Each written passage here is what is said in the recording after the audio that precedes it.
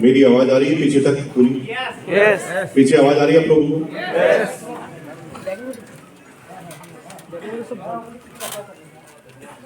धन्यवाद।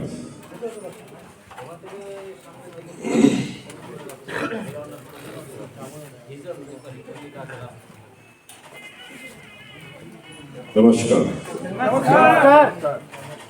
नमस्कार नहीं करते क्या आप संडे के अलावा? कंफ्यूजन मत पैदा कीजिए, नमस्कार ही बोला मैंने, अभी तो कुछ कहा ही नहीं आपको। नमस्कार। कैसे हैं आप लोग? बहुत सारे लोगों को अभी हिंदी आती नहीं होगी और मुझे हिंदी के अलावा कुछ आता नहीं, तो कोऑर्डिनेशन थोड़ा बिठाना पड़ेगा आप लोगों को। थोड़ा तुम समझाना, थोड़ा हम समझाएंगे, और अगर इसी तरह से हम सीखते रहेंगे तो आप मुझे बंगाली सिखा देना और मैं आपको हिंदी सिखा दूंगा।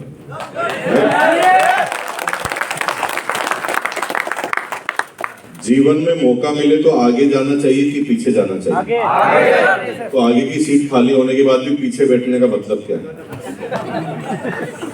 आप पीछे पीछे जा रहे हैं। अरे मौका, जब सीटें आगे खाली है तो पीछे जाने का क्या फायदा? यहीं से जीवन की है, देखो मत है सीट खाली, आ जाओ आप, आपकी तैयारी है। जो लोग आगे जाना चाहते हैं उनके लिए हमेशा हम तैयार हैं। पीछे बैठने से कोई फायदा नहीं होगा भैया। हाँ, नेताजी जरूर बनेंगे। हमारी क्लास में जो भी पीछे बैठे थे सब नेता बन गए।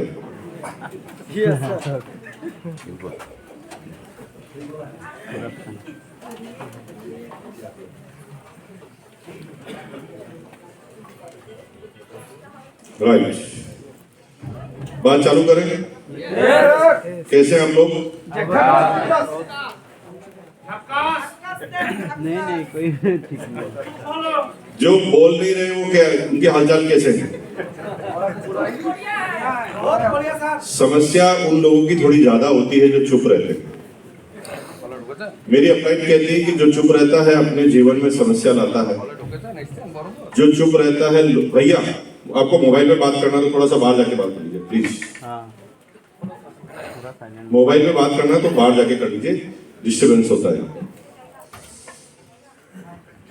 तो मेरी अपलाइन ने कहा है कि जो चुप रहता है उसके जीवन में समस्या आती है, और जो चुप रहता है लोगों के जीवन में भी समस्या लाता है, और जो चुप रहता है इस जीवन के लिए भी समस्या होता है। ये तीन बातें मेरी अपलाइन ने मुझे बोला। तो बात 20-22 साल पुरानी है।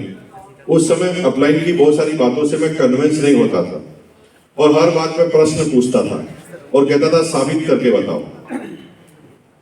आपको भी अपलाइन की बहुत सारी बातें ठीक समझ में नहीं आती होगी।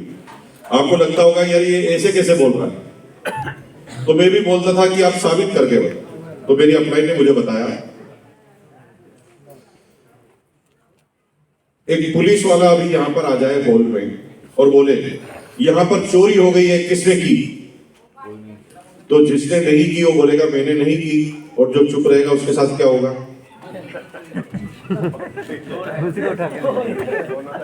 उसको पकड़ के ले जाएगा ना वो। तो चुप नहीं रहना, चुप रहोगे तो कंफ्यूजन में आओगे। राइट। दूसरी बात, आप घर पर जाएं और आपकी बीवी एकदम चुप है तो समस्या कम होने वाली कि बढ़ने वाली? तो चुप रहने वाला समस्या लेकर आया कि नहीं आया? मेडिकल साइंस ने इतनी प्रोग्रेस कर ली है, इतनी ज्यादा प्रोग्रेस कर ली है कि शरीर के हर अंग में कैमरा डालकर देखा जा सकता है कि आपके शरीर में भी चल क्या रहा है। और जहां कैमरा नहीं जाता वहां मल्टी सीटी स्कैन 4K होती है, और आपके शरीर को स्क्रीन पर देखा जा सकता है कि अंदर आपके शरीर में कौन सा अंग क्या काम कर रहा है। लेकिन पूरी दुनिया में कोई साइंस और कोई साइंटिस्ट इस बात के आसपास भी नहीं पहुंचा है कि एक आदमी सोच क्या रहा है। हेलो, यहाँ पर बैठे बैठे कुछ लोग अपनी प्रेमिका के बारे में भी सोच सकते हैं, कुछ लोग प्रेमी के बारे में सोच सकते हैं, कुछ लोग घर के बारे में सोच सकते हैं, कुछ लोग बीवी के बारे में सोच सकते हैं, कुछ लोग भैंस के बारे में सोच सकते हैं, कुछ लोग पार्टी के बारे में सोच सकते हैं। यहाँ पर बैठे बैठे कुछ भी सोचा जा सकता है। Yes. और जब भगवान अल्लाह ताला ने हमारा निर्माण किया ना, तो उन्हें पता था कि यार ये सोचेगा तो इसका पता कैसे चलेगा, इसलिए उन्होंने हमें जबान दी, ये मुंह दिया, ताकि हम जो सोच रहे हैं हम खुद बोल दें। हम जो सोच रहे हैं हम खुद बोल दें।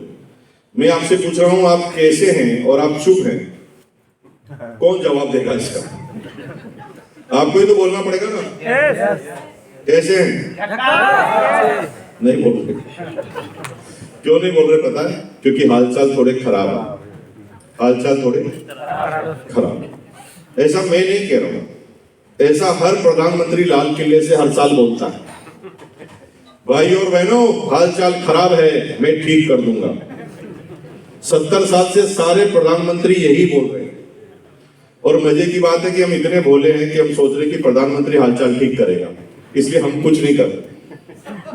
दुनिया में कोई भी आदमी आपका हालचाल ठीक नहीं करेगा आपको छोड़कर, यानी आप खुद अपने हालचाल को ठीक कर सकते हैं और दुनिया में कोई किसी का हालचाल ठीक नहीं कर सकते। नहीं कर सकते। अब प्रश्न यह है कि हमारे जीवन में जो चैलेंज आ रहे हैं, समस्याएं आ रही है, वो ठीक कैसे होगी, कैसे होगी? तो मैं आपको सिर्फ इतना सा बता देना चाहता हूं कि जिसे आप चैलेंज समझते हैं वो चैलेंज है ही नहीं। आपके सोचने का एक पॉइंट है जिसमें आपने मान लिया है कि ये चैलेंज है और इसलिए वो आपके जीवन में चैलेंज बन गया। मैं बहुत समस्या में रहता था 23 साल पहले, जब मैं इस बिजनेस में आया था। तो मैं अपनी अपलाइन के पास गया, मैंने कहा समस्याएं बहुत भारी है। तो मेरी अपलाइन ने कहा अभी खत्म कर देते हैं। क्या बोला? अभी खत्म कर देते हैं। मैंने कहा कीजिए। तो उन्होंने मुझे कहा कि समस्याएं जीवन में इसलिए आ रही है क्योंकि हम जिंदा हैं। Yes sir. जिंदा रहोगे तो आंखें खुली रहेगी, आंखें खुली रहेगी तो सब कुछ जो आपके सामने हो रहा है आपको देखना पड़ेगा। किसी को मरते हुए भी देखना पड़ेगा, किसी को पैदा होते हुए भी देखना पड़ेगा, कभी खुशियां भी देखनी पड़ेगी, कभी गम भी देखने पड़ेंगे, कभी आंधी तूफान भूकंप सब देखने पड़ेंगे, तब तक जब तक आप जिंदा हैं। Yes sir. यानी समस्या तब तक है जब तक जिंदा है। समस्या कब तक है? तो समस्या खत्म करने के लिए क्या करना पड़ेगा? मरना पड़ेगा। मरना पड़ेगा, करना नहीं पड़ेगा, मरना। जब तक जिंदा रहोगे तब तक कुछ न कुछ तो होगा ही, ठीक है? तो रोज भगवान अल्लाह ताला से दुआ करो कि भाई 2-4 समस्या कम पड़ती हो तो और भेज दो, लेकिन मारना नहीं। मरना चाहता कोई यहाँ पर? कोई नहीं मरना चाहता। आपके जीवन में चैलेंज आएंगे और चैलेंज क्या है? आपने मान लिया चैलेंज है। एक आदमी बहुत परेशान था, पता क्यों? क्योंकि उसके बच्चा नहीं हो रहा था, बहुत परेशान था बेचारा। और एक आदमी इसलिए परेशान था कि ज्यादा बच्चे हो गए। तो परेशानी क्या है बताओ? बच्चे होना परेशानी कि नहीं होना परेशानी? मानो तो दोनों परेशानी, ना मानो तो कुछ भी परेशानी। एक आदमी का बच्चा पढ़ता नहीं था तो बहुत परेशानी थी। एक आदमी इसलिए परेशान था कि बच्चा पढ़ने के अलावा कुछ करता ही नहीं, तो भी परेशान। तो परेशानी कुछ नहीं है। जीवन जियोगे तो कुछ ना कुछ होगा। चेहरे पे थोड़ी मुस्कुराहट रखोगे तो लोग आपके नजदीक आएंगे। रोते रहोगे तो कोई भी आदमी तुम्हारे को पूछने तक नहीं आएगा। क्या सुबह सुबह कभी ऐसे आदमी से मिलना पसंद करते हैं जो पूरे दिन भर रोता रहता है? हेलो? तो फिर अपनी शक्ल भी तो आईने में देखनी चाहिए कि हम ही तो वो आदमी नहीं। ऐसा भी तो हो सकता ना। आप ये क्यों मानते हैं कि आप नहीं हो सकते? अंग्रेजी की एक कहावत है, to attract people to have to be attractive. यानी अट्रैक्टिव लोग आपके नजदीक आए तो सबसे पहले अट्रैक्टिव आपको बनना पड़ेगा। राइट। Yes sir. और आप कामयाब तब होंगे जब दुनिया आपका साथ देगी, दुनिया आपके साथ होगी तो ही आप कामयाब होंगे। मुकेश अंबानी, अडानी कामयाब क्यों है? क्योंकि 15 लाख लोग उनके लिए काम करते हैं। और 15 लाख लोग काम क्यों करते हैं? क्योंकि मुकेश अंबानी, अडानी हमेशा मुस्कुराते रहते हैं और एनुअल मीटिंग में जाकर कहते हैं भाई और बहनों बहुत आगे बढ़ रहे हैं, कंपनी बहुत आगे जा रही है, शेयर की रेटें बहुत आगे जा रही है, नए नए कारोबार चालू हो रहे हैं, खूब सैलरी बढ़ा रहे हैं, बोनस भी हमने दिया है, तुम्हें और बोनस देंगे, दुनिया की नंबर 1 कंपनी बना देंगे, तुम्हें दुनिया का सबसे ज्यादा सैलरी वाला आदमी बना देंगे। ऐसा वो बार बार बोलते हैं, इसलिए 15 लाख कर्मचारी उनके यहाँ पर काम करते हैं। लेकिन कभी वो मीटिंग में आकर बोलने लगे भाई बहुत बर्बाद हो गए, बहुत परेशान है, कंपनी चल नहीं रही है, सैलरी देने का समझ में नहीं आ रहा, हम पैसे नहीं है मेरे पास, तो कोई उनका साथ देगा? एक एक करके भागेंगे, सब छोड़ के चले जाएंगे। तो आप रोएंगे तो आपके नजदीक वाले भी सब छोड़ के चले जाएंगे, और नजदीक वाले को छोड़ो, तुम रोते रहोगे तो तुम्हारी बीवी तुम्हारे नजदीक नहीं आएगी। समझ लो मेरी बात। इसलिए थोड़ा मुस्कुराते रहना। जीवन में चैलेंज तो सभी के हैं, आपके भी हैं, मेरे भी हैं, पूरी दुनिया में सबके हैं ना। चैलेंज अलग अलग तरह के हैं। राहुल गांधी के अलग तरह के चैलेंज है, और मोदी जी के अलग अलग तरह के चैलेंज है, ममता दीदी के अलग चैलेंज है, सबके चैलेंज अलग, लेकिन होते सभी के हैं। ठीक है, इसलिए हर हाल में मुस्कुराना है। क्या करना है? बोलना नहीं है, मुस्कुराना है। मुस्कुराओ, ऐसा कह रहा हूं मैं आपको। बड़े टेंशन में भाई साहब, जब से मैं आया हूं आपको पता है 3-4 बार इधर उधर हो गया हूं। देख रहे हो आप मुझे ढंग से? मेरे को कोई मॉर्निंग वॉक नहीं करनी है। मैं कुछ लोग ऐसे बैठे हैं, जब से आया हूं तब से, तो मैं घूम घूम कर अलग अलग एंगल से देख रहा हूं कि आदमी है भी कि गया। आजकल बड़े अटैक आ रहे हैं, आदमी बैठा बैठा ही खबर जाता है। तो भाई ऐसे मत बैठो यार, क्यों टेंशन में? आप खुद टेंशन में हो तो दूसरों को टेंशन में क्यों ला रहे हो? थोड़ा मुस्कुराओ यार। कोई मर गया है यहाँ पर? कोई नहीं मरा ना। जीवन में हमने सपने देखे हैं, हमारी आंखें छोटी है लेकिन सपने बहुत बड़े बड़े, और उन्हीं सपनों के लिए हम यहाँ पर आए। ठीक है, अगर जीवन में कोई सपना ही नहीं होता तो फिर यहाँ पर आने की जरूरत भी आपको नहीं है। तो इन छोटी सी आंखों के जो सपने हैं ना बड़े, वो पूरे कब होंगे?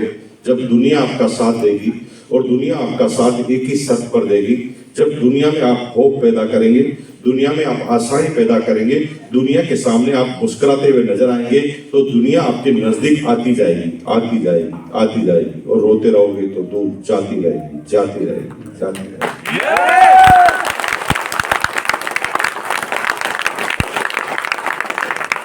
मुस्कुराएंगे आज के बाद। अपनी आर्थिक की बात अभी चालू नहीं की आपसे, मैं तो अभी जीवन की बात बता रहा हूँ कि भाई सबसे पहले थोबड़ा बदलो।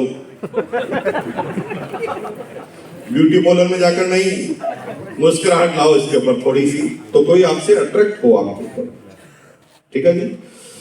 लेकिन मुस्कुराना है कॉमन सेंस के साथ। मुस्कुराना किसके साथ है? कॉमन सेंस के साथ। जैसे कोई मर गया उसके घर पे जाके नहीं मुस्कुराना, फिर जूते खाओगे। कोई लड़की सामने आ रही, तुम देख देख के मुस्कुरा रहे हो, सेंटर पड़ेंगे सीधे। तो ये कॉमन सेंस भी आपके पास होना चाहिए, और कॉमन सेंस के साथ अगर आप मुस्कुराएंगे तो जीवन में कोई प्रॉब्लम आने वाली नहीं। बहुत बहुत धन्यवाद। मेरा नाम मुकेश कोठारी है और मैं राजस्थान से आया हूँ। यहाँ से 2-2.5 किलोमीटर राजस्थान होगा, करीबन इतना ही होगा, 2-2.5 किलोमीटर होगा। सुखवंता जी को पता होगा, ये रेगुलर जाते हैं यहाँ से। 2-2.5 किलोमीटर राजस्थान होगा। राजस्थान के भीलवाड़ा टेक्सटाइल सिटी में 1973 में मेरा जन्म हुआ था। 1973 में जब मेरा जन्म हुआ तो मेरी एजुकेशन भी भीलवाड़ा में ही हुई। आई एम सिंपली बीकॉम, ज्यादा पढ़ा लिखा नहीं हूं मैं। मुझे पता है कि यहाँ पर कई लोग मेरे से ज्यादा पढ़े लिखे होंगे। मैं आपके डिग्रियों को, बुद्धिमत्ता को, आपके दिमाग को प्रणाम करता हूं, और जिंदगी भर आपसे सीखता था, सीखता हूं और सीखता रहूंगा। मेरे 2000-2500 यूट्यूब पर वीडियो मिलेंगे, कई मेरी टेप भी है, और अब तक मैंने किसी वीडियो, किसी टेप में एक लाइन भी ऐसी नहीं बोली जो किसी किताब में लिखी गई। एक लाइन। क्योंकि मैं किताबों से नहीं, आप लोगों से सीखता हूं। और मजे की बात है, पूर्णिया से सीखकर बुनियादपुर में बता देता हूं, बुनियादपुर से सीखकर बहरामपुर में बता देता हूं, और आज बहरामपुर में सीखकर जाऊंगा, गुवाहाटी में जाकर बता दूंगा। क्योंकि मैं सीखता हूं, और कई बार तो सामने वाले को पता भी नहीं चलता कि मैं उससे क्या सीख गया। क्योंकि हम सीखने के माहिर खिलाड़ी हैं। मेरी अपलाइन कहती है, अगर सीखना चाहते हो तो कभी एक गुरु मत बनाना। सीखना चाहते हो तो एक गुरु मत बनाना, क्योंकि एक गुरु बनाओगे तो एक गुरु की सारी बातें आपके अंदर हो जाएगी और गुरु की बुराइयां भी तुम्हारे अंदर आ जाएगी अच्छाइयों के साथ। फिर किसे गुरु बनाना? जो भी सामने आ जाए उसे गुरु बना लेना। जो भी सामने आ जाए। आपके कि भाई गलत आदमी आ जाए तो कैसे गुरु बनाना है? कॉमन सेंस रखना। मेरी अपलाइन कहती है कि सीखना चाहो तो नाली में पड़ा हुआ शराबी भी सिखा देता है कि इतनी नहीं पीनी चाहिए। Yes sir. तो हमारा तो शराबी भी गुरु है, क्योंकि हम हर आदमी से सीखते हैं। मेरी 28 साल की एज में मेरी 3 साल की डॉटर ने मुझे पहली बार टूथपेस्ट करना सिखाया। मैं टूथब्रश कर रहा था सुबह मॉर्निंग में संडे के दिन, तो मेरी डॉटर मुझे घूर कर देख रही। मैंने कहा क्या हुआ? तो जो ही मैंने कहा क्या हुआ तो उसने सिर पर हाथ रखा। हे राम, इतने बड़े हो गए अभी तक पेस्ट करना नहीं आता। मैंने मुस्कुराते हुए कहा मैं इतने सालों से कर रहा हूं, ठीक ही कर रहा हूं। तो नहीं, गलत कर रहे हैं। आपके मसूड़े ऊपर और नीचे हैं, दांतों की लाइन सीधी है और आप ब्रश को यूं यूं घुमा रहे हैं। हमारी मैम ने कहा है कि पेस्ट करने का तरीका है zigzag zigzag zigzag zigzag zigzag. एक चाटा मारा, 3 साल का गुरु मिल गया। गुरु तो कहीं पर भी मिलेगा भाई। तो गुरु के लिए आंखें खुली रखनी पड़ती है और कान खुले रखने पड़ते हैं। कोई भी सिखाएगा, और जिनको सीखने की आदत पड़ जाती है ना, वो आदमी आगे जाता है। लेकिन कुछ लोग थोड़ा सा सीखने के बाद अपने आप में इतना गुरूर भर लेते हैं, वो क्या कहते हैं मुझे सब पता है। आप भी कई दोस्तों के पास जाते होंगे ना, आर्ट्स का प्लान लेकर, अरे ये सब मुझे पता है, मैं जानता हूं इसके बारे में। तो मैं इस बिजनेस में था तो मैं जिसके भी पास जाता था, मेरे बड़े बड़े दोस्तों के पास, जो सबसे कमजोर विद्यार्थी मैं ही था। मेरे जो दोस्त 10 दोस्त हैं, 10 में से 10वां में 9 दोस्त हैं, 9 में से 5 IIT इंजीनियर है, 4 MBBS है, और मैंने बीकॉम कॉमर्स में की। वो बहुत होशियार थे, लेकिन मैं उनके साथ रिलेशनशिप इतनी मजबूत रखता था कि वो मेरा सबसे खास दोस्त है। रोज दिन में एक बार मेरे से वो जरूर बात करते थे। अब लेकिन वो इतने पढ़ लिख गए तो मैं उनके पास आरसीएम का प्लान लेकर गया। तो उसने कहा, अमेरिका में रहते थे वो, उन्होंने कहा ये सब जानते हैं, अमेरिका में बहुत चलता है, सब पता है, तुम ज्यादा इस पे ज्यादा मेहनत मत करो मेरे ऊपर, ऐसे बोलते हैं। तो मैं मेरी अपलाइन के पास गया और मैंने उनसे पूछा कि ऐसे ऐसे प्रॉब्लम है, जिस भी बात को मैं बताऊं वो कहता मुझे पहले ही पता है, तो मैं फिर कैसे बताऊं? तो उन्होंने कहा अभी इलाज कर देते हैं। अपलाइन एक ही बात बोलती है, अभी इलाज कर देते हैं। हर बात में बोलती है अभी करते हैं ना, बोलो। तो मैंने उनसे पूछा तो उन्होंने मुझे समझाया पूरा। तो मैं उसी दोस्त के पास वापस गया और दोस्त के पास जाकर बोला, भाई साहब आपको सब पता है, मैं जानता हूं, और मैं ये भी जानता हूं कि जब आपके पिताजी मरे थे तो मेरे से 5 लाख रुपए उधार लेकर मरे थे, और उन्होंने कहा था कि मेरा बेटा चुकाएगा। आपको तो पता ही होगा क्योंकि आपको सब पता है।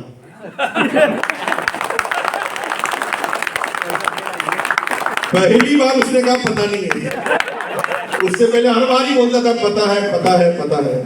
तो कोई उलझा देगा ना आपको, बार बार बोलोगे पता है तो फंस जाओगे। आज के बाद क्या बोलना, मुझे कुछ नहीं पता, मैं जान रहा हूँ, मैं भी सीख रहा हूँ, मैं भी बच्चा हूँ, मैं भी स्टूडेंट हूँ। ये दिमाग में फिट कर लो, हर बार यही वर्ड बोलना है। धीरू भाई अंबानी 8वीं पास आदमी, हमेशा अपने बड़े IIT इंजीनियर से खुद को ही कहता था, अरे तू पढ़ा लिखा है, सैलरी मैं तुझे दे रहा हूँ, तुम मुझे बताना पैसा कैसे कमाना। तेरे को जो कमाना है मैंने दे दिया, अब मुझे जो कमाना है तू ही तो बताएगा। और वो बड़े बड़े IIT इंजीनियर से हमेशा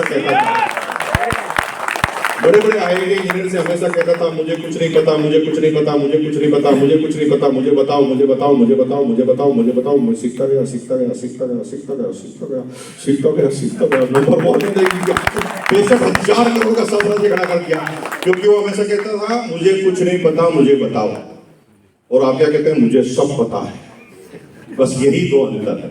आज के बाद क्या बोलना है, मुझे कुछ नहीं पता, मैं अभी सीख रहा हूँ, आई एम द स्टूडेंट, है ना, मेरी जानकारी ले रहा हूँ, अभी मैं धीरे धीरे बड़ा हो रहा हूँ, सीख रहा हूँ।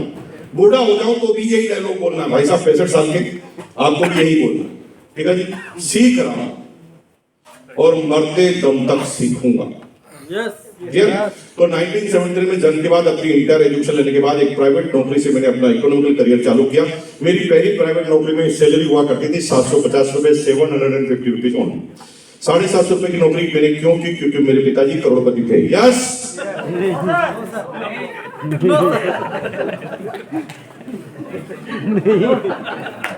यहाँ पर कुछ लोग ऐसे आए जैसे कोई सत्यनारायण की कथा है।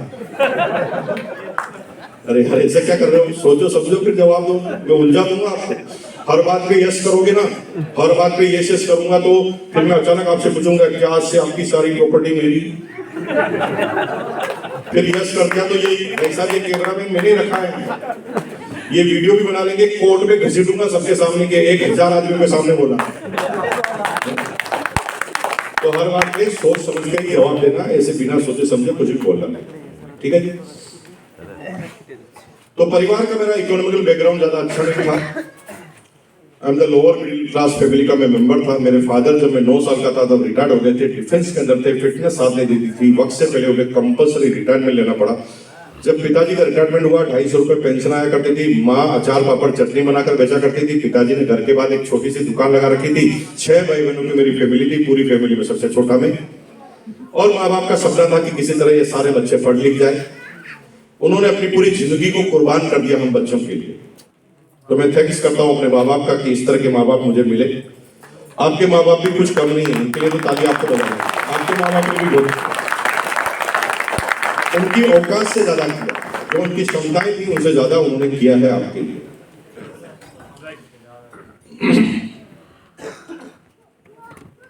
किसी तरह वो चाहते थे कि सारे बच्चे पढ़ लिख जाए। और आपको आश्चर्य होगा कि 6ठी क्लास में मैं पढ़ने लिखने पर रुचि मेरी कम थी, पैसा कमाने पर ज्यादा थी। 6ठी क्लास में, जब 6ठी क्लास में लोग गिल्ली डंडा क्रिकेट के बारे में सोचते, हम पैसों के बारे में सोचते थे। 6ठी क्लास में हमने दिमाग लगाया और पैसे कमाने के बारे में सोचा। पैसों के प्रति हमारा ऐसा आकर्षण क्यों था? क्योंकि माँ बाप के बीच में जब भी कोई तनाव होता था तो उसकी वजह पैसा होती थी, और सोचते थे कि पैसा खूब कमाएंगे। 6ठी क्लास में मैंने दिमाग लगाया, थोड़ा सोचा कि किसका बिजनेस करें, तो मैंने सोचा कि पतंग की दुकान लगाते हैं, काइट। और पतंग की दुकान लगाने के लिए मैंने पूरी प्लानिंग की, तो पता चला कि पैसे चाहिए। अब पैसे किसी से मांगे तो छोटे बच्चे के ऊपर कोई बिलीव भी नहीं करेगा। तो मैंने अपनी पॉकेट मनी से पैसे इकट्ठा करना चालू कर दिए। 2 पैसे, 3 पैसे, 5 पैसे टॉफी के लिए मिलते थे, हमने उनको इकट्ठा कर दिया और 1 साल में 1 रुपया 60 पैसा इकट्ठा कर दिया। एक छोटा बच्चा कैसे पैसे इकट्ठा कर सकता है जब उसका सहपाठी उसके सामने लॉलीपॉप खाता है, टॉफी खाता है? मेरे भाई, बड़े से बड़े काम हो जाएंगे टारगेट बनाने पर। अगर जीवन में टारगेट होगा तो भटकोगे नहीं, और टारगेट नहीं होगा तो कोई भी आदमी अपने टारगेट के लिए आपका टारगेट बना लेगा। Yes sir. अभी मैं कल बुनियादपुर से आ रहा था, रास्ते में रोड का काम चल रहा था। एक जेसीबी मशीन रोड पर गड्ढा खोद रही है। 50 आदमी गड्ढे को खोदते हुए देख रहे थे। वो जुई अंदर जाती, वो नीचे देखते, फिर ऊपर डालती, फिर जाती। 50 आदमी ऐसा कर रहे थे। ऐसा बताओ वो ऐसा क्यों कर रहे थे? क्योंकि जब वो घर से निकले थे तो उनका कोई टारगेट नहीं, तो जेसीबी मशीन ने उनको टारगेट बना लिया। लेकिन सारे लोग नहीं रुक रहे थे। जिनको हॉस्पिटल जाना था वो देख भी नहीं रहा था गड्ढे की तरफ, जिनको ऑफिस जाना था वो गड्ढे की तरफ देख भी नहीं रहा था, जिसको घर पर जाना था वो गड्ढे की तरफ देख भी नहीं रहा था। लेकिन जिसके कोई काम नहीं था वो गड्ढा देख रहा था। जीवन में अगर टारगेट नहीं रहेंगे तो कोई भी तुम्हें भटका नहीं। मैंने 1 रुपया 60 पैसा क्यों इकट्ठा किया? क्योंकि पतंग की दुकान लगाने का टारगेट लिया। छोटे बच्चे का पैसा इकट्ठा करना इतना आसान काम नहीं। 5वीं क्लास में मेरी एक दोस्त थी जिसका नाम था ललिता राजपूत। वो मुझे बहुत चिढ़ाती थी क्योंकि मैं टॉफी नहीं खाता था। क्लास के सारे बच्चे टॉफी खाते थे। वो अपनी ज्योमेट्री बॉक्स में हमेशा एक लॉलीपॉप रखती थी। जुई में उसके सामने जाता था, वो ज्योमेट्री बॉक्स खोल के लॉलीपॉप का रेपर हटा के मेरे सामने लॉलीपॉप को चाटती थी और रेपर लगा के वापस रख लेती थी। 1 महीने तक चलाती थी एक ही लॉलीपॉप। तो मुझे बहुत गुस्सा आता। मैं सोचता था कि एक दिन मैं भी बड़ी सी लॉलीपॉप लाऊंगा और इसको चढ़ाऊंगा, लेकिन जुई में अपने टारगेट को याद करता था। मैंने कहा लॉलीपॉप गई भाड़ में, मुझे तो दुकान लगानी, भटकोगे।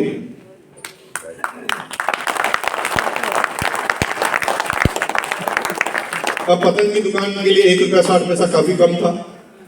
मैं अपने बड़े भाई के पास गया, उसने भी 1 रुपया 60 पैसा इकट्ठा कर लिया। प्रश्न है, मेरे बड़े भाई ने तो टारगेट ही नहीं बनाया, फिर पैसा कैसे इकट्ठा कर लिया? संगत का असर होता है जीवन। मैंने जब पैसा इकट्ठा करना चालू किया तो बड़े भाई को लगा कि अमीर तो छोटा वाला बन जाएगा, तो उसने भी पैसा इकट्ठा करना चालू कर दिया। जीवन में संगत का बहुत असर होता है मेरे भाई। जैसी संगत में रहोगे वैसी रंगत हो जाएगी, जैसी संगत में रहोगे वैसी सोच हो जाएगी। बिजनेसमैनों की संगत में रहोगे तो बिजनेस के आइडिया आएंगे, आवारों की संगत में रहोगे तो लड़कियों के छेड़ने के आइडिया आएंगे। आइडिया हर कंडीशन में आते हैं, लेकिन जैसी संगत होगी वैसे ही आइडिया। और कामयाब होना चाहते हो तो संगत बदल लेना, क्योंकि दुनिया की हर सिटी में एक पोस्ट कॉलोनी होती है, एक महंगी जगह होती है।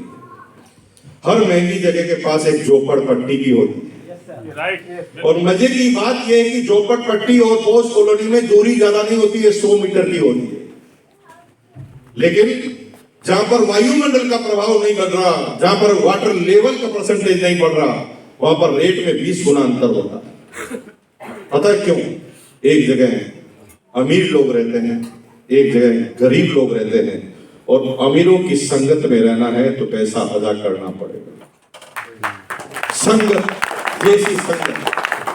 दुनिया का सबसे इंटेलिजेंट बच्चा जब झोपड़पट्टी में पैदा होता है ना, तो उसके सारे दोस्त झोपड़पट्टी के होते हैं, और वो केले का होलसेल कारोबार कैसे करना है उसके बारे में जानकारी लेते हैं। और जब आप बड़े एंटरप्रेन्योर की संगत में रहते हैं तो आपको पूरी दुनिया को चेंज करने के लिए कौन सी डिवाइस बनानी है उसके बारे में आइडिया आता है। जो हमारा दायरा होता है ना, उसके आधार पर ही हम सोचा करते हैं, इसका दिमाग से कोई लेना देना नहीं है। फिर मेरे भाई के पास 1 रुपया 60 पैसा इकट्ठा हो गया। मैं अपने भाई के पास गया, मैंने कहा भाई 1 रुपया 60 पैसा तुम्हारा उधार दे दो। अब जब आप किसी से उधार मांगोगे तो सामने वाला क्या पूछेगा? क्यों चाहिए? क्या पूछेगा? पैसा क्या होगा? ऐसा ही होता कि नहीं होता?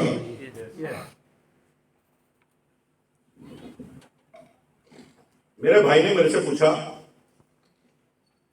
क्यों चाहिए? जब आप किसी से उधार लेने जाते हो तो 4 प्रश्न पूछे जाते हैं। क्यों चाहिए, क्या करेगा, कैसे करेगा, वापस कब लौटाएगा, और मेरा क्या फायदा, यानी इंटरेस्ट क्या होगा। बैंक भी यही पूछता। मेरे भाई ने पूछा क्यों, आगे का कुछ पूछने की जरूरत नहीं पड़ी, मैंने ऑटोमेटिक आंसर दे दिया। मैंने कहा भाई पतंग की दुकान लगानी है और छुट्टियों में पता लगा के आया हूं कि होलसेलर कहाँ है, और मैंने ये भी पता लगा लिया है कि जो 10 पैसे की पतंग है होलसेल में किस रेट की आती है, और मैंने ये भी पता लगा लिया है कि यहाँ से 3 किलोमीटर तक कोई पतंग की दुकान नहीं है।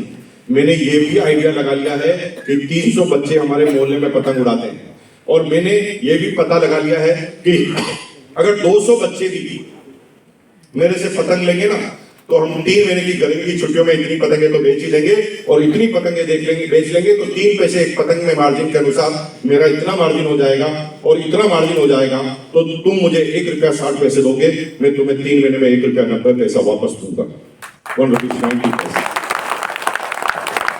मेरे भाई को मेरी प्लानिंग पर इतना कॉन्फिडेंस आया कि बड़ा भाई होते हुए भी उसने मुझे 1 रुपया 60 पैसा उधार दे दिया। 3 रुपए 20 पैसे से मैंने पतंग की दुकान लगाई, और आपको आश्चर्य होगा 6ठी क्लास में मैंने 3 महीने में अपने पैसे को डबल कर दिया। कितने महीने में? अभी भी कोई बिजनेस है आपके पास जिसमें 3 महीने में डबल कर सकते हो? मैंने 6ठी क्लास में कर दिया है काम। वहां से मेरा जीवन जीने का क्रम चालू हुआ, जो फिर कभी रुका ही नहीं। आम बच्चों की तरह मैं सोचता ही नहीं था। होली आती थी, सारे बच्चे कलर लाने और लगाने की प्लानिंग करते थे, मैं कलर की दुकान लगाने की प्लानिंग करता था। राखी पर लोग राखी बंधवाने की तैयारी करते थे, मैं राखी की दुकान लगा लेता था। दिवाली पर लोग पटाखे जलाने की तैयारी करते थे, मैं पटाखों की दुकान लगा लेता था।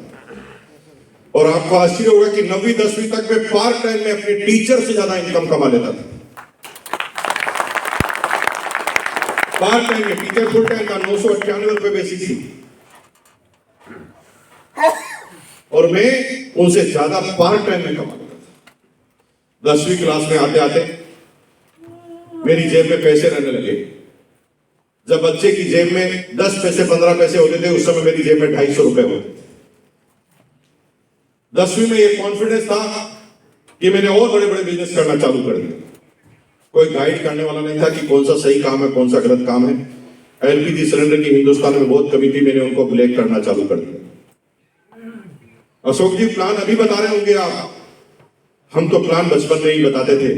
छोटी फैमिली के घर पर जाते थे और उन्हें प्लान समझाते थे कि सरकार तुम्हें 2 सिलेंडर देती है, इस्तेमाल तो एक ही होता है, सरकार से दोनों ले लो, 2 लेकर 1 हमें दे दो तो 100 रुपया अतिरिक्त देंगे। 100 रुपया एक्स्ट्रा में लेकर 150 रुपए एक्स्ट्रा में सिलेंडर दे देते थे, और उस जमाने में 2-2.5 हजार रुपए पर मंथ कमा लेते थे।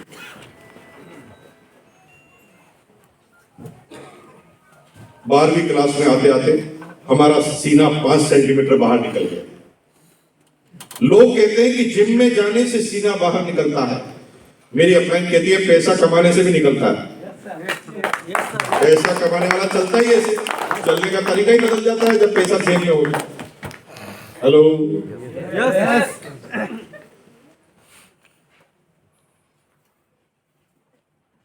12वीं क्लास में हम किसी से डरते नहीं थे, कॉन्फिडेंट रहते थे, हमेशा किसी से भी बात करनी तुरंत कर लेते थे, क्योंकि जेब में 2-2.5 हजार रुपए हमेशा रहते थे। अच्छे के पास नहीं रहते थे। उस समय भीलवाड़ा के जितने भी लुच्चे लफंगे बदमाश थे ना, सब हमारे दोस्त थे। और मजे की बात है कि क्योंकि उनके खाने का इंतजाम हम करते थे, और सब हमें मुकेश भाई कह के बुलाते थे। सबका वजन 60 किलो था, हमारा 38 किलो 38। ये पैसों का कितना बड़ा प्रभाव है मेरे भाई। बड़े बड़े पहलवान भी हमारे यहाँ पर काम करते थे, क्योंकि उनका सारा इंतजाम तो हम करते। पूरे भीलवाड़ा के सारे गुंडे बदमाशों में मेरी चलती, मैं नहीं था हालांकि ऐसा, लेकिन ये ताकत पावर मेरे पास चाहिए, ऐसा करके मैं उनको सबको पालता था। 12वीं क्लास में एलपीजी सिलेंडर का जो डीलर था ना भीलवाड़ा में, उसके ऑफिस में पहुंच गया बिना परमिशन के, और मैंने उनको जाके बोला कि सर आप मेरे आदर्श हो, आइडियल हो, मैं आपके जैसा बनना चाहता हूं। तो उसने कहा मैं क्या मदद कर सकता हूं। मैंने कहा मदद मत कीजिए, मेरे को सिर्फ ये बताइए, और मैं आपको इन्फॉर्म करने आया हूं कि मैंने ये जानकारी ली है, पता लगाया है कि आप और आपके लोग कुछ सिलेंडर गैस के ब्लैक कर देते हैं। तो उन्होंने कहा, उसने कहा तू है कौन, अंदर कैसे आया, और इंफॉर्मेशन दे रहा है कि इंक्वायरी कर रहा है। मैंने उनको कहा मैं इंफॉर्मेशन दे रहा हूं, मैं इंक्वायरी कर रहा हूं। आप मेरे आदर्श है, आइडियल है, मैं आपके जैसा बनना चाहता हूं। सिर्फ ये निवेदन करता हूं कि आपका नाम खराब होता है तो मेरे से रहा नहीं जाता। मैं सिर्फ ये कहना चाहता हूं कि आज के बाद आप एक भी सिलेंडर ब्लैक ना करें, जो भी करना है मेरे थ्रू करें।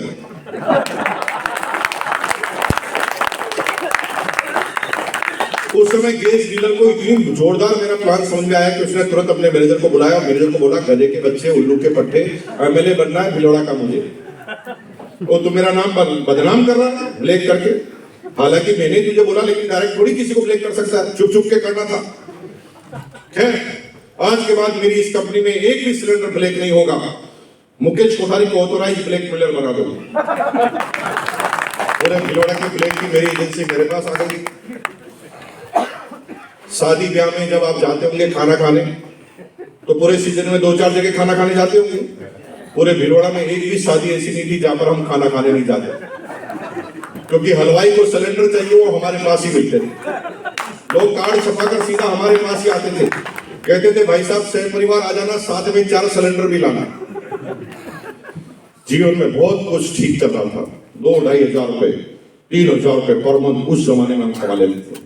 मेरे पास टीवीएस चैंप मोपेड हुआ करती थी, और हमारे प्रिंसिपल के पास लूना हुआ करती थी, और दोनों ही स्कूल के अंदर एक साथ घुसते थे। ये रुतबा होता था 12वीं क्लास में। पढ़ाई लिखाई में ध्यान नहीं था। मुझे समझ में नहीं आता था कि लोग पढ़ क्यों रहे, समझाने वाला कोई नहीं था, माइंड इतना डेवलप नहीं हुआ था।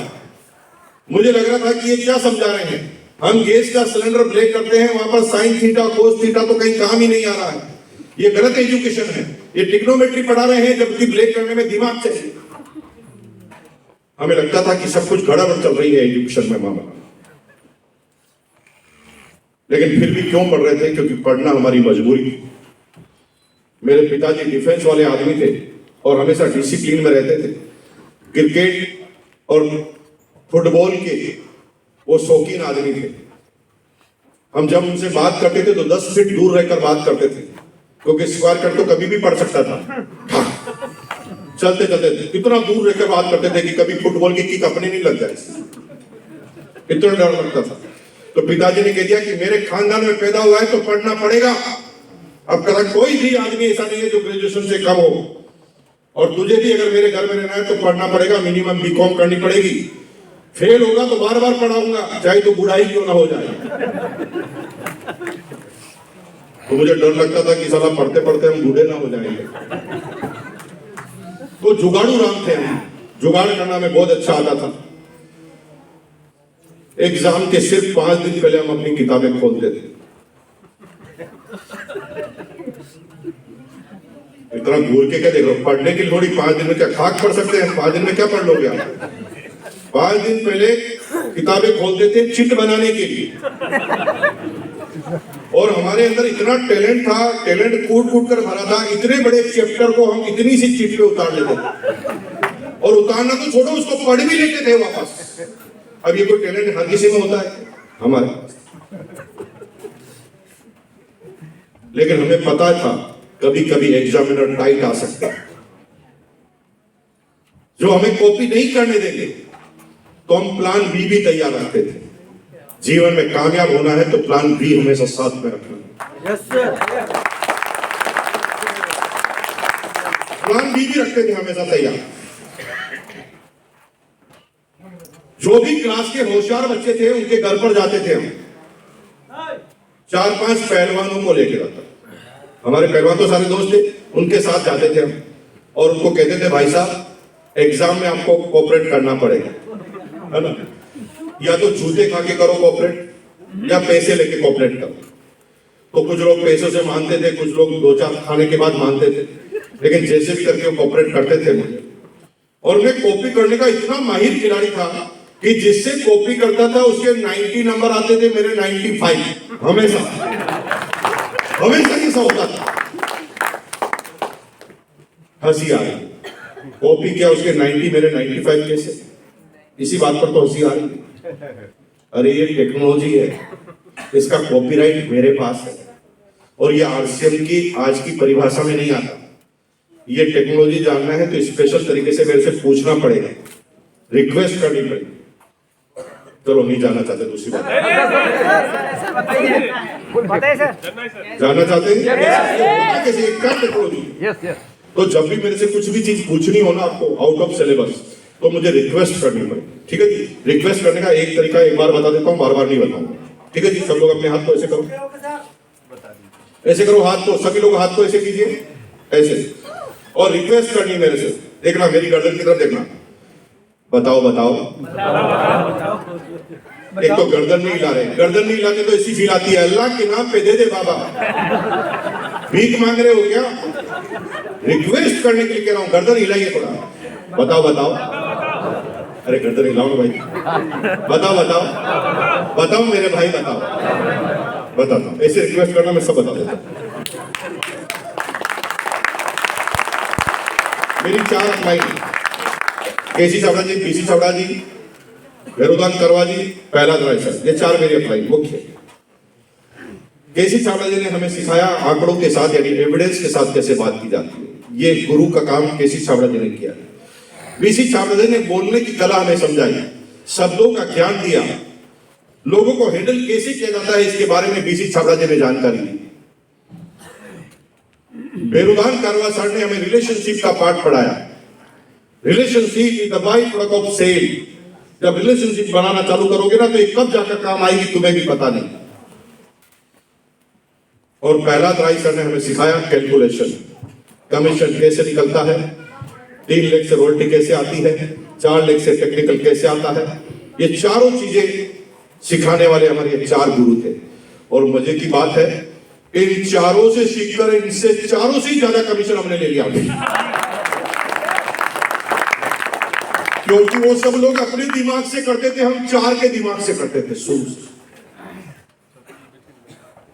और यही काम मेरे आते थे कैसे, जैसे मैथमेटिक्स का एग्जाम है तो मैं पहले पता लगा लेता था कि ये ट्रिग्नोमेट्री में ये होशियार है तो ट्रिग्नोमेट्री की कॉपी इसी से करेंगे, परसेंटेज में ये होशियार है तो परसेंटेज की कॉपी इसी से करेंगे, प्रॉफिट एंड लॉस में ये होशियार है तो प्रॉफिट एंड लॉस की कॉपी इसी से करेंगे। और मजे की बात है, इन सबसे कॉपी करते थे। ये तो अपने दिमाग से पास होते थे, हम चारों के दिमाग से पास होते थे तो 95 आ जाता था, क्योंकि हम एक्सपर्ट की कॉपी करते हैं बचपन से, हर किसी से कॉपी करते हैं। जैसे तैसे हम बीकॉम हो गए। बीकॉम जब हो गए तो हम बहुत खुश थे। खुश इसलिए नहीं थे कि हम पास हो गए, खुश इसलिए थे कि पढ़ना नहीं पड़ेगा। इस बात से खुश थे क्योंकि पढ़ना नहीं चाहता था। अब पिताजी कुछ बोल नहीं सकेंगे मेरे को। तो मैंने एनालिसिस किया तो पता लगा कि अगर किसी कंपनी का मालिक बनना है तो आपको कंपनी की शुरुआत से ज्ञान होना चाहिए। तो मैंने सोचा कि मैं कंपनी में एक नौकरी चालू करूंगा, प्राइवेट कंपनी में, फिर वहां का सुपरवाइजर बनूंगा, फिर वहां का मैनेजर बनूंगा, फिर जनरल मैनेजर बनूंगा, फिर वहां का डायरेक्टर बनूंगा, फिर वहां का सीईओ बनूंगा, फिर इतना पैसा कमाऊंगा उसी कंपनी को खरीद लूंगा। इतना आसान है ना सोचना। बच्चे ऐसे ही सोचते हैं, मैं भी सोचता था मैं भी कंपनी खरीद लूंगा, ऐसे मैं सोचता था। तो मैं अपने दोस्त के पिताजी के पास गया, दोस्त के पिताजी के पास गया और मैंने दोस्त के पिताजी को कहा कि आपकी हेल्प चाहिए, मुझे आप नौकरी पे लगवाओ। तो दोस्त के पिताजी कहते हैं कौन सी नौकरी करनी है बोल, जिस वक्त कहेगा उसको नौकरी करवा देंगे, तू जानता नहीं है मैं कौन हूं, मैं सबको जानता हूं यहाँ पर। ऐसा उन्होंने बोला। कितनी हेल्प मेरी क्यों कर रहे थे दोस्त के पिताजी?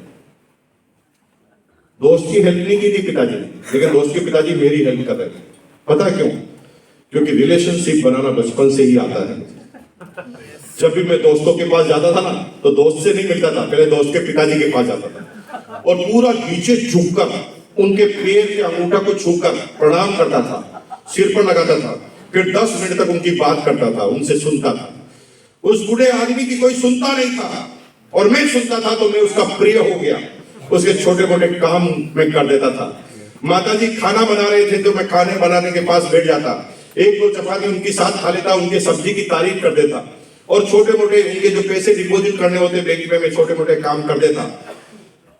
मेरे दोस्त के माता पिता जीवन भर यही चाहते थे कि औलाद हो तो मुकेश कोठारी जैसे। हालांकि मेरे माँ बाप नहीं चाहते थे कभी ऐसा, लेकिन दोस्त के माँ बाप चाहते थे। वो चाहते थे कि कितना अच्छा लड़का है, इतना संस्कारी लड़का। तो मेरे को उसने एक लेटर लिख के दिया कंपनी के नाम पर, भिलवाड़ा की सबसे बड़ी कंपनी, उस पर नाम लिख के दिया, जा लग जाएगी नौकरी। तो मैं वहां पे गया इंटरव्यू देने के लिए। मैंने वो लेटर पकड़ाया तो वो मेरे को घूर के देखे, ये लेटर तू कहां से लेकर आया? मैंने कहा ये मेरे अंकल है। मैंने कहा इंटरव्यू लो मेरा। अगर कोई इंटरव्यू नहीं, कल से आ जाना, चल भाग, इस लेटर के आगे कौन सा इंटरव्यू लेंगे तेरा। और मेरी नौकरी लग गई बिना किसी प्रयास के। और मैंने नौकरी करना चालू किया। मैंने तो सोचा कि खूब मन लगा के काम करूंगा, 12 घंटे काम करता था, खूब मन लगा के काम किया। 1 महीना काम किया तो 1 महीने बाद बाद मेरे जो बॉस थे वो बहुत खुश हुए, उन्होंने मुझे बुलाया कैबिन में और कहा शाबाश वेरी गुड, बहुत आगे जाएगा। जितने भी फ्रेशर आते हैं ना बीकॉम, उसको हम 700 रुपए देते हैं, तुझे 750 देंगे। क्या बोला? मैं पार्ट टाइम 2,500-3,000 रुपए पहले ही कमा लेता था और ये 12 घंटे की नौकरी के बाद मुझे क्या कह रहा है, 750 देंगे। मैं तेज हंसना चाहता था लेकिन हंसा नहीं। मैंने कहा दोस्त के पिताजी को जानते हैं कुछ गड़बड़ हो जाएगी, लेकिन बाहर आते ही तेज हंसा और गाना गाया, तेरी दुनिया में न रखेंगे कदम आज के बाद, छोड़ देंगे नौकरी, करनी ही नहीं नौकरी। और मैंने कसम खा ली कि मैं नौकरी करूंगा ही नहीं, वापस बिजनेस करूंगा। लेकिन मैं घर पर आ रहा था तो बार बार सोच रहा था कि पिताजी को क्या समझाएंगे।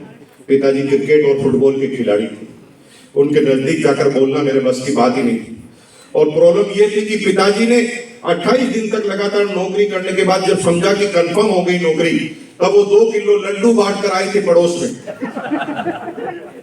अब पिताजी का 2 किलो का इन्वेस्टमेंट हो गया। मैं पिताजी को कहूंगा नौकरी छोड़ दिया तो वो कब स्क्वायर फीट मारेंगे मुझे पता ही।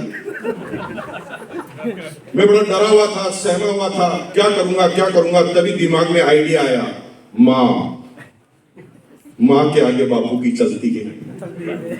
माँ को अगर पटा लूंगा ना तो पिताजी तो अपने आप ही कंट्रोल में आ जाएंगे। माँ पूरी दुनिया की एकमात्र ऐसी कृति है जो अपने बच्चे को हमेशा ओवर एस्टिमेट करती है। पूरी दुनिया में जब जब भी आप आगे कदम रखोगे तो हर जगह आपको अंडर एस्टिमेट करने वाले लोग मिलेंगे, लेकिन मां की नजरों में आप हमेशा टॉपर हैं और टॉपर रहेंगे। एग्जाम में नंबर कम भी आते हैं ना तो मां क्या बोलती है, एग्जामिनर पागल है साला।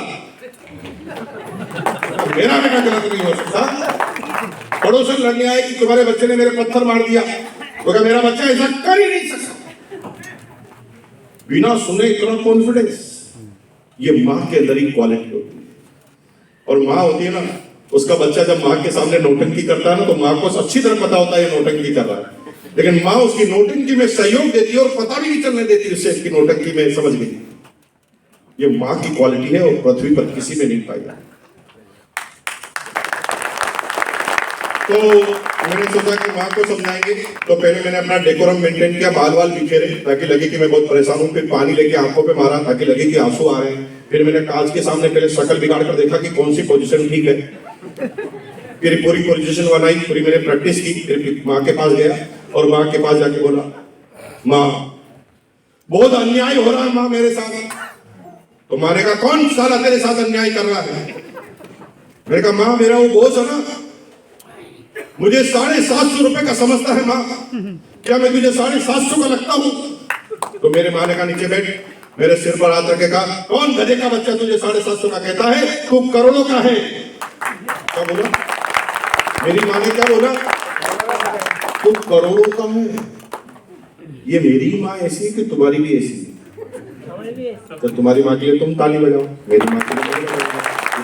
माँ तो माँ है, और माँ तो सबसे इसी होती है। माँ हमेशा और एस्टिमेट। मैंने सोचा अब माँ समझ गई, अब मैं देखता हूँ पिताजी जो ही आएंगे मैं बात छेड़ दूंगा, फिर माँ इतना बोलेगी कि पिताजी की चलेगी नहीं। तो मैंने पीछे घूम के देखा तो पिताजी तो पीछे ही खड़े थे ऑलरेडी। सारा प्लान चौपट हो। पिताजी मुझे देख के कहते, अच्छा माँ बेटे मिलकर प्लानिंग कर रहे हो नौकरी छोड़ने की? छोड़ने नहीं दूंगा। और मुझे नौकरी कंटिन्यू करनी थी, मैं नौकरी को कंटिन्यू करता था, लेकिन आम बच्चों की तरह नौकरी नहीं करता था। जो भी टारगेट मिलता था ना 5 बजे खत्म कर लेता था। सारे बच्चे 8 बजे तक काम कंप्लीट करते थे, मैं 5 बजे कंप्लीट कर लेता था और बॉस की केबिन में चला जाता था। बॉस कहता था, क्यों आया? मैंने कहा, काम खत्म हो गया। इतना जल्दी? चल मेरे काम में हाथ बटा, मेरी फाइल को जमा। बॉस सोचता था कि मैं उसकी केबिन में इसलिए आया हूं कि मैं फ्री हो गया। मैं इसलिए थोड़ी गया था, मैं तो ये पता करने गया था कि मेरा बॉस ऐसा क्या करता है कि मेरा बॉस बन गया। मेरा बॉस ऐसा क्या करता है कि मेरा ही बॉस बन गया। तो भैया मैं 10 दिन तक ना बॉस के पास जाकर के देखता था कि बॉस एक्चुअल में करता क्या। तो किस रजिस्टर को निकाल रहा है, कौन से पॉइंट को लिख रहा है, किसको कैलकुलेटर में लेकर किसको प्लस कर रहा है, किसको माइनस कर रहा है, किसको डिवाइडेड कर रहा है, कौन से आंसर को कौन से रजिस्टर में लिख रहा है। 10 दिन तक लगातार चेक करता था। 10 दिन से मैं जब मेरा कंसेप्ट क्लियर हो जाता था कि ये करता क्या है, तब हम बॉस को ही प्लान समझा देते और बॉस को कहते थे, बॉस आप MBA है, मास्टर ऑफ बिजनेस एडमिनिस्ट्रेशन, और बॉस आपके जैसे दिमाग वाले आदमी मैंने पृथ्वी पर नहीं देखे। आप इतने इंटेलिजेंट होते हुए काम बड़ा छोटा करते। तो बॉस को गुस्सा आ गया, छोटा लग रहा तुझे? पूरी कंपनी के डिसीजन मेरे रिपोर्ट पर होते हैं। मैंने कहा, सर कौन किसकी रिपोर्ट पर काम करता मुझे पता नहीं है, मुझे सिर्फ इतना सा पता है कि जो आप करते हैं ना वो मैं भी कर सकता हूँ। तो क्या बता? तो मैं 3-4 एंट्री करता, बॉस तो क्लियर हो जाता। तो बॉस मुझे धीरे से कहता, किसी को बोलना नहीं कि तुझे आता है। मैंने कहा, मैं नहीं बोलूंगा सर। और बॉस को मैं खुश रखता था, बॉस मुझे बहुत खुश रखता था। 1000-2000 रुपए कभी उधार भी चाहिए तो बॉस दे देता था। बॉस ना कंपनी में मेरे कंधे पर हाथ रख के चलता था, तो पूरी कंपनी के सारे कर्मचारी मेरे से डरते थे क्योंकि सबको लगता था ये बॉस का राइट हैंड है। तो झाग जम गई कंपनी में, मेरे बॉस ही मेरे से डरने लग गए क्योंकि मैं सबके बड़े बॉस के साथ रहता था।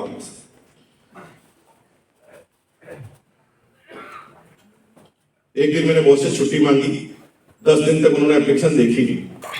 जब एप्लीकेशन नहीं देखी ना तो मुझे गुस्सा आ गया। मैंने कहा, बॉस सबको छुट्टी एक ही बार में दे देते हो। मैं 10 दिन से एप्लीकेशन रखता हूं, आपने मुझे छुट्टी नहीं दी।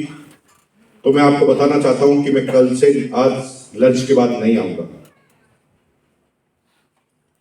उन्होंने कहा क्या हुआ? मैंने कहा क्या हुआ? बच्चे की स्कूल की फीस जमा करनी है, लास्ट डेट है, मैं 10 दिन से एप्लीकेशन रख रहा हूं, आप मुझे छुट्टी नहीं देते। तो संडे को स्कूल बंद रहती है। तो बॉस ने कहा मामला तो सीरियस है। ओके, तो ऐसा है कि मैं अभी लंच पे जा रहा हूं, लंच से आते हुए तेरी फीस जमा कराते हुए आऊंगा। अब बॉस मेरे काम करने लगा और मैं बॉस के काम करने लगा। थोड़े दिन बाद बीबी मुझे सब्जी की लिस्ट देती थी, मैं बॉस को दे देता था। बॉस सब्जी मंडी चला जाता था, हम बॉस के काम करने लग जाते थे। धमाधम धमाधम धमाधम। हम बॉस को खुश रखना हमेशा चाहते थे। सैलरी बढ़ती गई और आपको आश्चर्य होगा, 26.5 साल की एज में मैं उस कंपनी का डिप्टी मार्केटिंग मैनेजर था। 13,000 मेरी सैलरी होती थी। जब डीसी डिस्ट्रिक्ट कलेक्टर की बेसिक सैलरी 9,998 होती थी, तब मैं 13,000 रुपए कमाता। सबको जीवन में ठीक था, लेकिन 13,000 के बाद भी संतुष्ट नहीं था, कीड़ा था, कामयाबी था। नौकरी के साथ में उल्टे पुल्टे काम करता रहता था। कंपनी मुझे दिल्ली, बॉम्बे, कलकत्ता, चेन्नई मार्केटिंग टूर पर भेजती थी। मेरा 7 बजे मार्केट बंद हो जाता था होलसेल का, फिर मैं पूरा शहर घूमता था और शहर घूमकर ये पता लगाता था कि इस पूरे एरिया में ऐसा क्या मिलता है जो मेरे भीलवाड़ा में नहीं मिलता। मैं यहां से उठा के ले जाऊंगा और भीलवाड़ा में बेच दूंगा, इसको बेच दूंगा, उसको बेच दूंगा, सबको बेच दूंगा। बेचने की गुण, बेचने का वायरस अगर आपके दिमाग में है ना, तो आपको टॉप पे जाने से कोई रोक नहीं सकता। ये अडानी हो कि अंबानी हो, ये दिन रात बेचने के बारे में सोचते रहते हैं। ये सोचते रहते हैं केले बेच दूं, अमरूद बेच दूं, चीकू बेच दूं, साइकिल बेच दूं, रिक्शा बेच दूं, पेट्रोल बेच दूं, डीजल बेच दूं, डाटा बेच दूं, हवा बेच दूं, पता नहीं क्या क्या बेचने के बारे में रात दिन सोचते रहते हैं। बेचने वाले ही टॉप पर जाना। नेताजी तो अपने वादे बेचते हैं। नरेंद्र मोदी ने क्या बोला? भाई और बहनों, मैंने गुजरात में ये कर दिया, तो मुझे भारत का प्रधानमंत्री बना दोगे तो मैं ये कर दूंगा, बेच दिया। The ideology transfer is also same. जब लोगों को बेचने की आदत पड़ जाए ना, तो फिर दुनिया में कोई तुम्हें नीचे रहने ही नहीं देगा, तुम टॉप पर जाने ही वाले हो। लेकिन दुनिया में 90% लोगों को बेचने से ही शर्म आती है। Yes, yes sir, yes. लेकिन मुझे शर्म नहीं आती। कभी मैं 4,000 का सीडी प्लेयर ले जाके भीलवाड़ा में 5,000 का बेच देता था। कभी मैं हेनरी हिल की शर्ट 250 रुपए की लेता था कोलकाता से, 100 एक साथ, और 300 रुपए में बेच देता था। खूब पैराजी को बेची हुई करता रहता था उल्टे पुल्टे काम। जितनी सैलरी थी ना, उससे ज्यादा मैं पैसे कमा लेता था दूसरे बिजनेस से। जीवन में सब कुछ ठीक था। मेरे पास एक स्कूटर था, एलएमएल वेस्पा 150 एलई था, नहीं अभी भी है। अभी हम उसका एक मंदिर बना रहे हैं, स्कूटर महाराज का मंदिर। भीलवाड़ा में हमारा एक मकान बन रहा है जिसकी लागत है 25 करोड़ रुपए। 19 करोड़ का तो plot the heart of city के अंदर 50,000 स्क्वायर फीट पर हम मकान बना रहे हैं। वॉकिंग ट्रैक वहां पर है, ऑडिटोरियम वहां पर है, आरसीएम बाजार वहीं पर है, वहीं पर हमारा ऑफिस है, यूट्यूब का स्टूडियो भी है, घर भी वहीं पर। वहां पर एक मंदिर भी बना रहे हैं स्कूटर महाराज का। क्यों बता रहे हैं आपको? भीलवाड़ा कभी आना हो तो आप दर्शन करने जरूर आइए। Yes. तो इसलिए बता रहे हैं। अभी 6-8 महीने में कंप्लीट हो जाएगा मकान।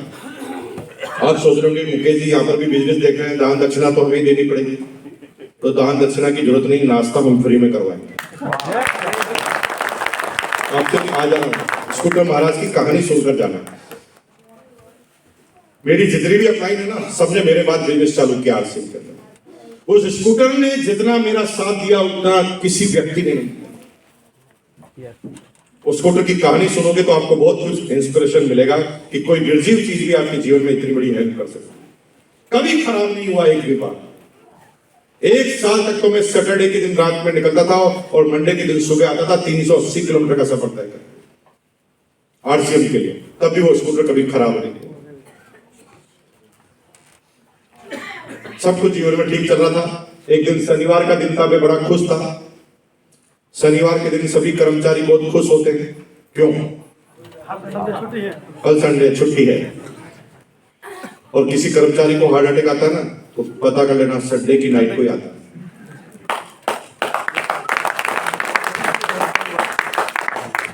बहुत एक्स्ट्रा ऑर्डिनरी जनरल नॉलेज है मेरे पास। शनिवार के दिन मैं बड़ा खुश, रात की 8 बजे मैंने चाबी को यहाँ लगा के घुमाते घुमाते गाड़ी के पास जा रहा हूँ, स्कूटर के पास जा रहा हूँ। तभी स्कूटर के नजदीक पहुंचते पीछे से आवाज आई, मुकेश। मैंने चलते चलते पीछे घूम के देखा तो मेरा बॉस मेरी तरफ दौड़ के आ रहा है। उसकी शक्ल से मुझे लग गया पता कि ये संडे खराब करने की ही प्लानिंग लेकर आया।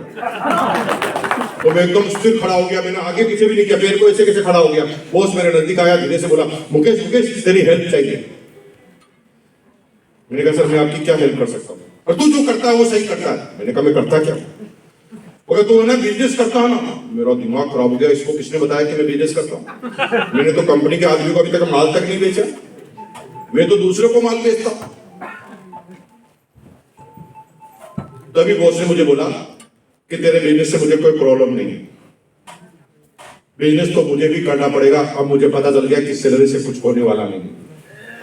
जो इसने बोला बिजनेस तो मुझे भी करना पड़ेगा, तो मैं बहुत खुश हुआ। मैंने कहा मैं कंपनी के आदमी को भी माल बेच दूंगा। मेरे को माल बेचने के अलावा दिमाग में कुछ आता ही नहीं था कभी भी। तो बॉस ने मुझे धीरे से कहा कि भाई मुझे भी बिजनेस करना है। 1 महीने से हाथ पैर मार रहा हूं, पता नहीं चल रहा कि कौन सा बिजनेस करूं। तब मुझे याद आया मुकेश कोठारी जो 6ठी क्लास से बिजनेस करता है, ए भाई मेरी हेल्प करना। मैंने कहा क्या हेल्प करूं सर? अरे पिछले संडे मेरे घर पर कोई आदमी आए थे, पुराने दोस्त, वो अंगूर की बेल बनाकर कुछ बिजनेस समझा रहे थे और कह रहे थे कि अमीर बन जाएगा। भाई मुझे तो कुछ समझ में नहीं आया, तो मैंने तेरे से बिना पूछे एक बात बोल दी, बुरा तो नहीं मानेगा? मैंने कहा क्या बोल रहा सर? मैंने उनको बोल दिया तुम क्या बिजनेस करते हो? बिजनेस तो मेरा भाई करता है मुकेश कोठारी, और अगर तुम्हारे अंदर ताकत है तो अगले संडे को आना, मैं मुकेश कोठारी को बुला के लाऊंगा। और मुकेश कोठारी जब तक यस नहीं करेगा तब तक मैं करूंगा नहीं। भाई बुरा तो नहीं मानेगा? मैंने कहा नहीं कोई बुरा नहीं मानूंगा। तो फिर सुबह आना पड़ेगा 10 बजे। द टाइप ऑफ इन्विटेशन सिखा रहा हूं। Yes, yes. Yes, yes, yes. 90% लोगों को इन्विटेशन देना ही नहीं आता। मैं आ रहा हूं और ये हॉल अगर खाली है तो इसका मतलब ये है कि इन्विटेशन देना प्रॉपर आता ही नहीं। Right, sir. अब शादी ब्याह की तरह इन्विटेशन दे रहे हैं, 11 बजे आ जाना, 11 बजे आ जाना, 11 बजे आ जाना। क्यों आएगा 11 बजे? Right. Yes, sir. जब तक क्यों क्लियर नहीं करोगे तब तक कोई आने वाला नहीं है। और क्यों क्लियर कर दिया ना तो बाढ़ आंधी तूफान भी उसे रोक नहीं सकते।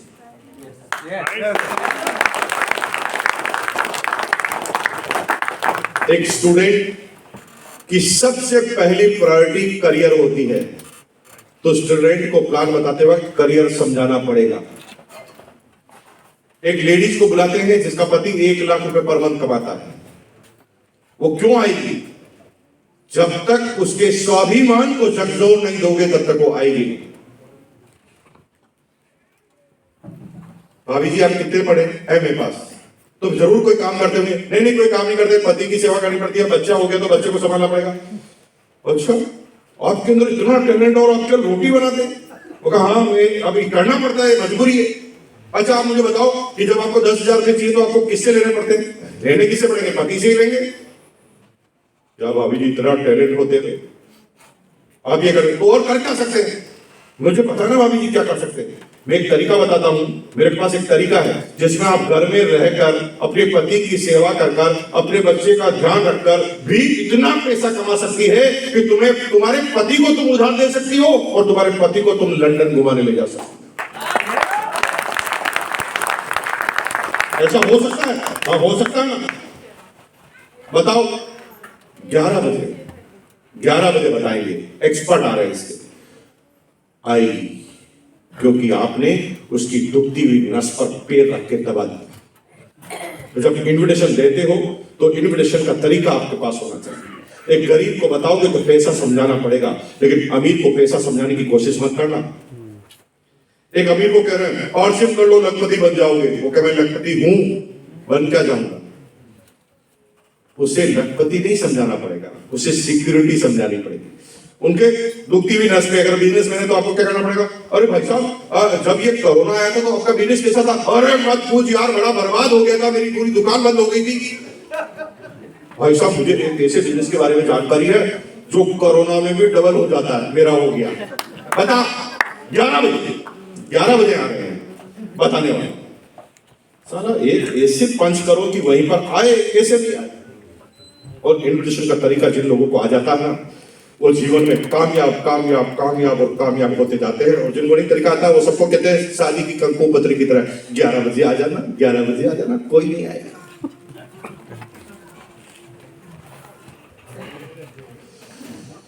मुझे कहा यार भाई साहब फिर आपको आना पड़ेगा मेरी हेल्प करने के लिए। मैंने कहा बिल्कुल आऊंगा ना सर।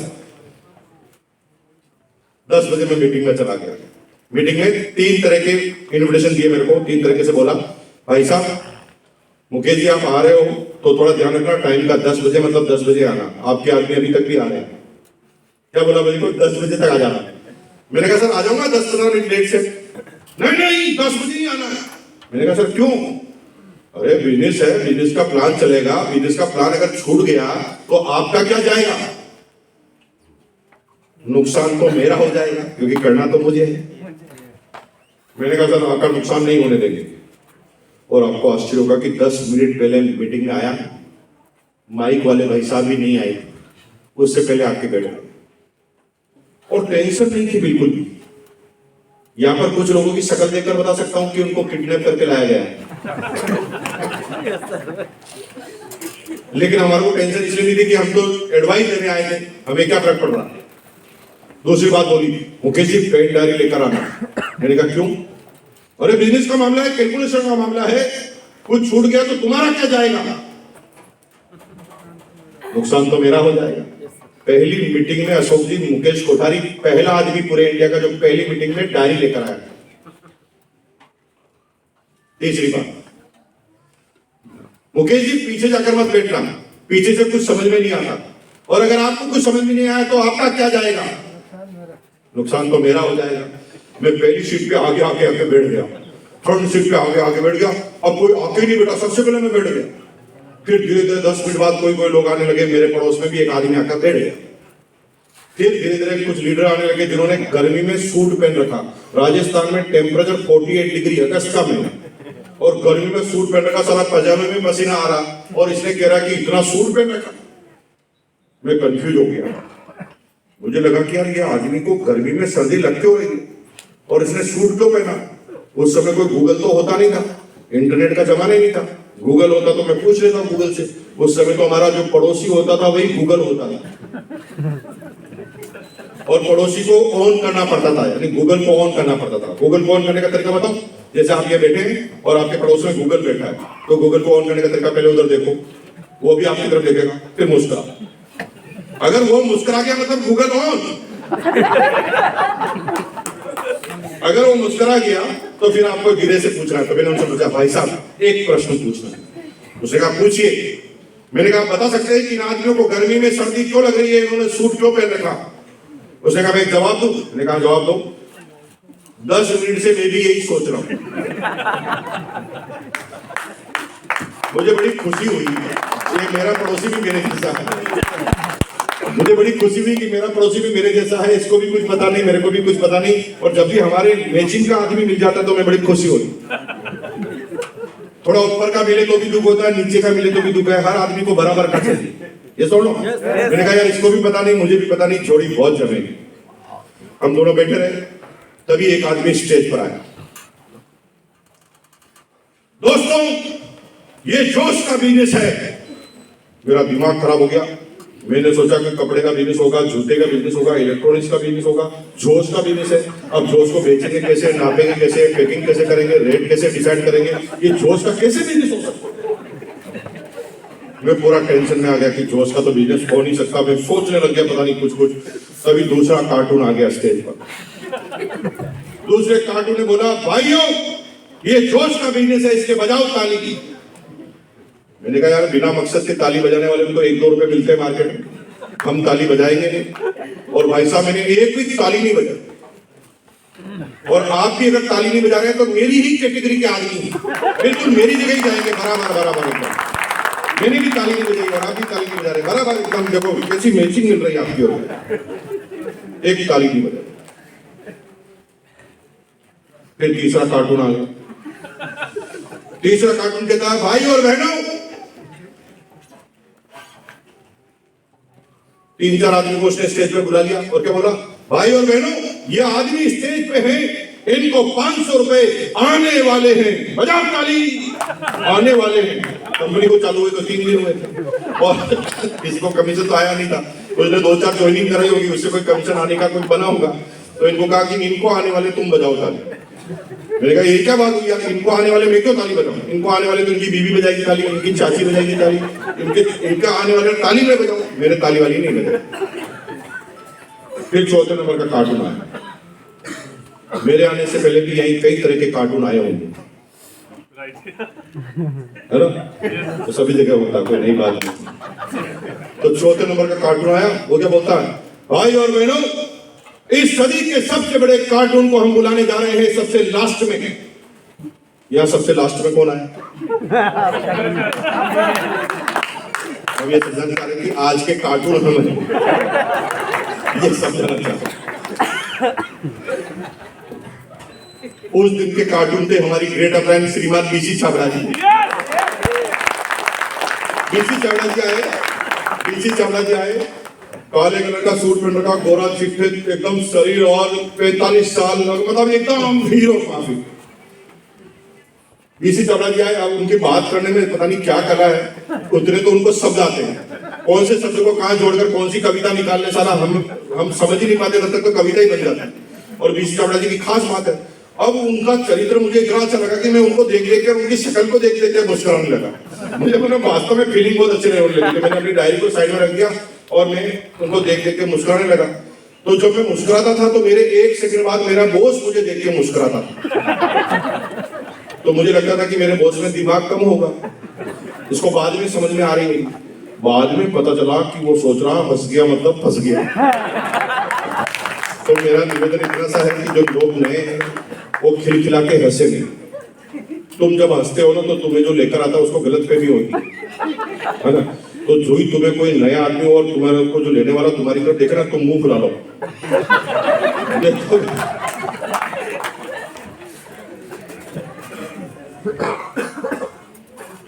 थोड़ी देर बाद सेमिनार खत्म हो गई। सेमिनार खत्म हो गई तो पड़ोसी ने कहा चलो चलो सेमिनार खत्म हो गई। मैंने कहा खत्म हो गई, अब कोई नहीं आएगा? वो कह रही अब कोई नहीं आएगा। तो मैंने डायरी की तरफ देखा तो डायरी तो खाली। सारा तो हमें समझकर बताना था बिजनेस करना कि नहीं करना, हमें तो खुद को ही समझ में नहीं आएगी क्या करना। तो हम वहां से भागे। मैंने कहा यार वो सबके सामने गालियां बकेगा, इससे अच्छा कि अकेले में जाके गालियां सुन लेंगे, सबके सामने क्यों सुने। तो भागा तो बॉस के तो दोनों कैमरे मेरी तरफ ही थे। जो नया आदमी आता है उसके ऊपर पूरी नजर रहती नहीं रहती हमारी, तो नजर थी। तो मैं बाहर आया तो बॉस भी बाहर भाग के आ गए। बॉस ने कहा कैसा लगा? मैंने कहा सर अच्छा लगा। मजा आया? मैंने कहा बहुत अच्छा मजा आया। लेकिन उसने पूछा ही नहीं कि करूं कि नहीं करूं। मैंने लंबी सांस ली। मैंने कहा ठीक है कल बात करेंगे। अगले दिन ऑफिस में गया तो ऑफिस में गेट पर मिलता है, आपके केबिन में जाने से पहले बॉस से मिलकर आना, बॉस ने आपको याद किया। मैं बॉस की केबिन की तरफ चुप चुप के देख के जा रहा था, तभी बॉस ने कहा हाँ अंदर ही हूं, आजा आजा। वो बाहर आया मुझे लेने के लिए। मुझे बोला गुड मॉर्निंग, मेरे कंधे पे हाथ रखा और मेरी ये सीट खींची, चेयर खींची, मुझे बिठाया, पानी की गिलास खींची, पानी पिलाया।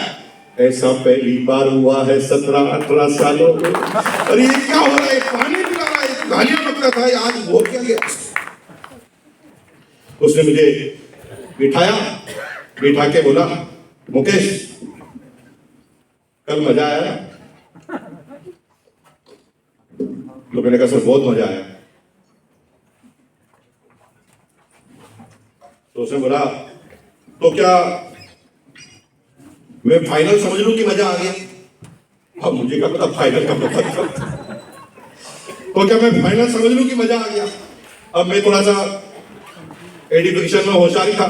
मैंने कहा 100% फाइनल समझ लो। और मेरे को इसका मतलब पता नहीं था। जो ही मैंने कहा 100% फाइनल समझ लो, उसने अपने सीट के नीचे से काले कलर का बेबी निकाला और मुझे दे दिया। मैं इतना बोला आदमी, मैं क्या सोच रहा हूँ कि अगस्त का महीना है, अक्टूबर में दिवाली है, कंपनी एडवांस में गिफ्ट दे रही होगी। तो मैंने कपड़े लेकर बोला थैंक यू सर, तो बॉस ने कहा थैंक यू की जरूरत नहीं, 1260 1260 रुपए दो। मैंने कहा सर 1260 रुपए क्यों? वो कहता तेरे को मजा आया ना? मैंने कहा मजे के कौन लेता 1260 रुपए? मैं लेता हूँ। मैंने कहा आप क्यों लेते हैं? कि मेरा बिजनेस है। मैंने कहा क्या बिजनेस है? कि जिसको भी पकड़ के ले जाता हूँ, जिसको भी मजा आता है उसको कपड़े देता हूँ। कपड़ा कंपनी बनाती है, कंपनी की हो जाती है सेल, और जिसको देता हूँ उसको मिल जाता है डिस्काउंट, और दोनों को मिलाने वाला पंडित मैं हूँ, तो मुझे मिलता है कमीशन। अब मेरे बॉस में मेरे में ज्यादा अंतर नहीं था। एक दिन पहले बेचारा ज्वाइन हुआ था, उसको जितना आता था मुझे पता था।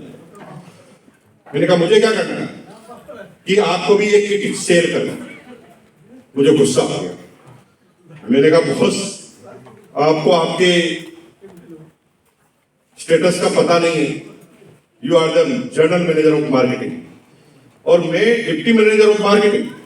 हम 1 करोड़ मीटर कपड़ा सेल करते हैं सालाना जिस कंपनी में काम कर रहे हैं, और 1 करोड़ मीटर कपड़ा सेल करने वाले से 3 जोड़ी कपड़े सेल करवाना चाहते हो आप? बॉस ये मेरे स्टेटस का बिजनेस नहीं है, और मैं मरते दम तक इस बिजनेस को नहीं करूंगा, और मेरे जान में जान है तब तक मैं आपको भी नहीं करने दूंगा। इससे कहते हैं एक्स्ट्रा ऑर्डिनरी डायलॉग। हमारे घर की कई महिलाएं ऐसे डायलॉग बोलते हुए नजर आती हैं, ये करोगे तो मेरी लाश से होके गुजरना पड़ेगा। तो मैंने थोड़ा अच्छाई के लिए लगे कि ये थोड़ा अपना है, तो मैंने बॉस को बोला आपको भी नहीं करना। तो बॉस के साथ आया अच्छा सेल से शर्म आती है? मैंने कहा सेल से शर्म नहीं आती सर, 1 करोड़ मीटर कपड़ा सेल करते हैं। वो कहा बेवकूफ, 1 करोड़ मीटर कपड़ा तेरा थोड़ी सेल होता है, वो तो मालिक का होता है। जिसका सेल होता है उसको प्रॉफिट मिलता है, जो सेल करता है उसे सैलरी मिलती है। और सेल और सैलरी के इस गेम को अगर आप नहीं समझे तो खत्म हो जाओगे। यस। सेल तू करता है लेकिन सेल होता है मालिक का। प्रॉफिट मालिक को मिलता है, तुझे सेल करने की सैलरी मिलती है। ईच एंड एवरी पर्सन, यहां पर एक भी आदमी ऐसा नहीं है जो बिना सेल किए 1 पैसा भी अपनी जेब में डाल सकता है, 1 पैसा। लेकिन बेचारे को पता ही नहीं कि वो सेल कर रहा है। एक रेलवे का इंजीनियर आया और रोके कहता है मैं कहां सेल कर रहा हूं। ए बेवकूफ, तेरा रेलवे क्या कर रहा है? रेलवे तो सर्विस सेल ही कर रहा है, पैसे कलेक्ट कर रहा है, और रेलवे ने तुझे इंजीनियर इसलिए बनाया है कि रेलवे की ट्रेन टाइम पे चले। तू रेल की सेल में ही सहयोग कर रहा है, और रेल की सेल में सहयोग कर रहा है तो रेलवे की हो रही है सेल, तू ले रहा है सेल। ले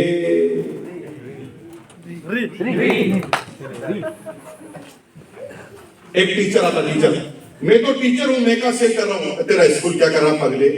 तेरा स्कूल तो रोज इस अखबार में विज्ञापन देकर करेगा, इतने नंबर 1 आ गए, इतने नंबर 2 आ गए, तेरे बच्चे को भी लाख 2 लाख जमा करा, तू भी नंबर 1 आएगा। तेरा स्कूल तो सेल ही कर रहा है, और तेरे स्कूल ने सेल के लिए ही तुझे रखा है टीचर के रूप में, और स्कूल का हो रहा है प्रॉफिट और तेरे को मिल रही है सेल। 1 रुपया नहीं आ सकता बिना सेल किए, लेकिन 90% लोगों को बेचारे को सेल करने के बाद खुद को ही पता नहीं कि वो सेल कर रहे हैं। वो क्या लग रहा है मुझे नौकरी कर रहे हैं। अरे जब खुद की सेल करोगे तो अमीर बनोगे, और जब लोगों की सेल करोगे तो सैलरी मिलेगी। राइट। अगर खुद की सेल करनी है तो 15 मिनट में और आपसे बात करूंगा, और सेल नहीं करनी है तो seminar is over now. Seminar खत्म हो गई है, जाइए। 150 रुपए में इससे ज्यादा नहीं बोला जा सकता।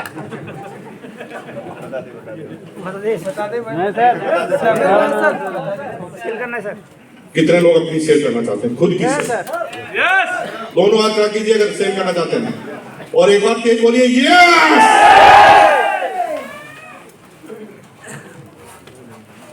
मेरे को जब ये बात समझ में आई तो मैंने इस बिजनेस को ज्वाइन कर लिया 12 घंटे की नौकरी के बाद। कितने घंटे की नौकरी के बाद? 12 घंटे की नौकरी के बाद मैंने इस बिजनेस को ज्वाइन कर लिया। लोग कहते हैं मरने की फुर्सत नहीं है। ये मरने वरने की फुर्सत नहीं होती, सभी के पास 24 घंटे ही होते हैं। अडानी, अंबानी, रतन टाटा, धीरूभाई अंबानी, ममता दीदी, नरेंद्र मोदी, सबके पास कितने घंटे? 24 घंटे। और 24 घंटे में कोई ठेला चलाता है, कोई देश का टॉपर बनता है। यस। होते तो 24 घंटे हैं। 24 घंटे का गेम है मेरे भाई। जिसको 24 घंटे मैनेज करने आ गए वो टॉपर जाने वाले। बात समझ में आती है तो टाइम निकल जाता है, और बात समझ में नहीं आती है तो कितना भी फ्री हो आदमी यही डायलॉग बोलता है, टाइम नहीं। बिल्कुल सर। मुकेश अंबानी बहुत बिजी आदमी है, लेकिन एक दिन डॉक्टर ने कहा सीने में दर्द था, तो डॉक्टर ने कहा 2 घंटे रोज आपको एक्सरसाइज करनी पड़ेगी, वॉकिंग करनी पड़ेगी। तो डॉक्टर को उसने नहीं कहा टाइम नहीं है, उसे पता है कि ये बोलूंगा टाइम नहीं है तो कभी भी स्वाहा हो जाएगा। टाइम निकल जाता है जब इंपोर्टेंस ऑफ द वर्क समझ में आता। हेलो, मेरे को समझ में आ गया था तो मैंने 12 घंटे की नौकरी के बाद चालू कर दिया। एवरी सैटरडे में छुट्टी लेता था, हाफ लेगी, स्कूटर पर चारों तरफ कीटे टांगता था। हमारे दोस्त थे घनश्याम गवरानी, उनको बिठाता था और फिर स्कूटर पे निकल जाता था भीलवाड़ा से गंगापुर, गंगापुर से राजसमंद, राजसमंद से नाथद्वारा, नाथद्वारा से उदयपुर, उदयपुर से मंगलवाड़, मंगलवाड़ से चित्तौड़गढ़, चित्तौड़गढ़ से गंगरार, गंगरार से भीलवाड़ा। 380 किलोमीटर का सफर तय करके सैटरडे के दिन शाम को निकलता था और मंडे के दिन सुबह 4 बजे आता था और 4 बजे आकर सुबह 9 बजे ऑफिस ज्वाइन कर लेता था और कोई थकावट नहीं थी, कोई टेंशन नहीं। पता है क्यों थकावट नहीं आती थी? क्योंकि जीवन में पहली बार मैं खुद के लिए काम कर रहा था, अब तक मैं लोगों के लिए काम कर रहा हूं। Yes right. थकावट तब आती है जब लोगों के लिए काम करते हो, टारगेट खुद का होता है तो थकावट नहीं है। आपके हस्बैंड के दोस्त बार बार घर पर आते हैं, आपको खाना बनाना पड़ता है, थोड़े दिन तक तो ठीक है, लेकिन जब बार बार होता है तो थकावट आती है, फिर आप हस्बैंड को बोल ही देती हैं ये क्या अच्छा मसा है, पूरे दिन भर किसी न किसी को लेकर आ जाते हो। लेकिन कभी खुद का भाई आ जाए तो रोज बेचारे पति को पूछ पूछ कर परेशान करती है, आज खाने में क्या खाओगे, आज खाने में क्या खाओगे। अरे जब भाई आया तब पूछा क्या? खुद का टारगेट आते ही दिमाग चालू हो गया, और कितनी भी थकावट हो, सिर भी दर्द हो रहा है तो भाई आते ही ठीक। टारगेट जब खुद का होता है ना तो थकावट नहीं। यहां से मैं बोलूं पत्थर उठा के बाहर डालो तो थकावट आ जाएगी, लेकिन जिम में 5000 रुपए देकर उन्हीं पत्थर को उठाकर सेल्फी खिंचाओगे, ऐसा लगता है जैसे मुंह पे लकवा लग गया। क्यों होता है? क्योंकि टारगेट खुद का है। और जब बात समझ में आई तो मैंने काम करना चालू किया। 1 साल में रोयल्टी एजेंट, पार्ट टाइम काम करते, 1 साल में रोयल्टी एजेंट और पार्ट टाइम नौकरी के साथ 1 साल में रोयल्टी एजेंट और 23,000 का कमीशन आया। 23,000 का कमीशन आया तो काउंसलिंग हुई अपलाइन के साथ रोयल्टी एजेंट की। हमारे जो बॉस थे अपलाइन सबके लिए गिफ्ट लेकर आए थे, सबको गिफ्ट दिया, मुझे भी गिफ्ट दिया किताब। मुझे किताब जीवन में नहीं पढ़ी और कह किताब लेकर आए, तो मैंने किताब को छीनकर व्यवस्थित बैग में डाल दिया। बॉस को पता लग गया कि यार ये उसको अच्छा नहीं लगा, तो उसने कहा ये क्या किया? मैंने कहा किताब है पढ़ लेंगे। तो बॉस ने कहा तेरी इच्छा। तुझे पता है कौन सी किताब? बेस्ट सेलर, ये अमेरिका की बेस्ट सेलर किताब है, और इस किताब को जिसने पढ़ा है ना झंडे उसी के गढ़ना चालू हो गए।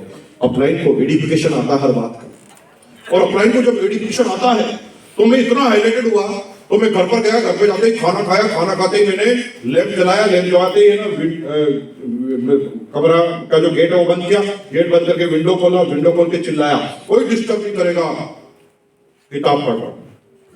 और मैं किताब पढ़ने लगा, सुबह 4 बजे तक किताब पढ़ डाली। एक आदमी जिसने पूरी जिंदगी में एक भी किताब नहीं पढ़ी थी, लेकिन एडिफिकेशन से एक किताब मैंने पढ़ डाली। एडिफिकेशन का जिंदगी में इतना बड़ा महत्व होता है। और जिस दिन एडिफाई करना चालू कर दिया हर चीजों को, तो आपके काम को आसान कर देगी ये एडिफिकेशन। सुबह 4 बजे मुझे गुस्सा आने लगा कि सुबह क्यों नहीं हो रही, क्योंकि मुझे लग रहा था कि कोई मुझे रोक रहा है। मैंने खाली पेपर लिया, खाली पेपर पे लिखा टू द मैनेजर फलाना फलाना company limited, subject resignation, dear sir मैं अब आपकी कंपनी में काम करने में असमर्थ हूं और आज अभी से आपकी कंपनी को छोड़ रहा हूं।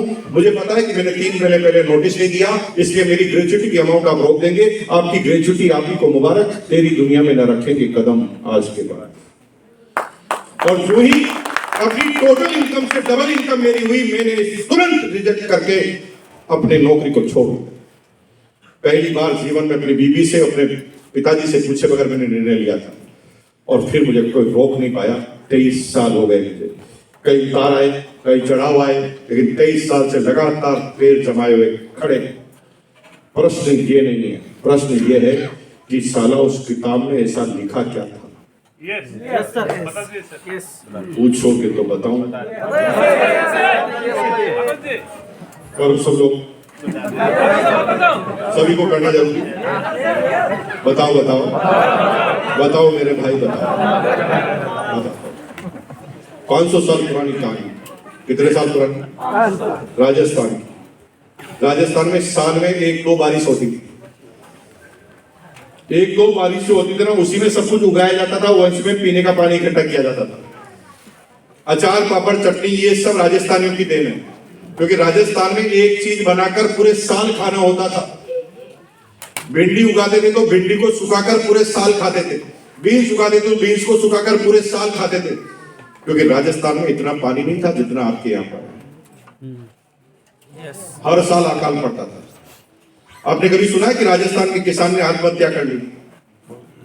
क्योंकि उसका जीवन ही वैसा ही निकला है, वो आत्महत्या करने के बारे में सोचता ही नहीं। कष्ट तो उनका मेन काम। साल में 1-2 बारिश होती, किसी भी तालाब पे नहाना मना था, किसी भी तालाब पर कपड़े धोना मना था। सभी लोग तालाब का पानी मीठे पानी के रूप में यूज करते थे। ये मैं पूरे वेस्टर्न राजस्थान की बात कर रहा हूं, जो जैसलमेर, बाड़मेर की बात आती है वो, जहां पर आसपास के जो गांव होते थे ना, एक तालाब के चारों तरफ गांव होते थे 5-5 किलोमीटर दूर। सारी लेडीज का काम था सुबह उठना, पीने का पानी लेकर आना। आज भी किसी कलाकार की वो राजस्थान की तस्वीर बनाने के लिए कहते हैं ना, तो कलाकार क्या बनाता है पता है? रेत के लंबे लंबे टीले, 10 लेडीज घड़ा लेकर जा रही है, गाना गाते गाते। ये वहां का कल्चर था, हमेशा ऐसा ही होता था।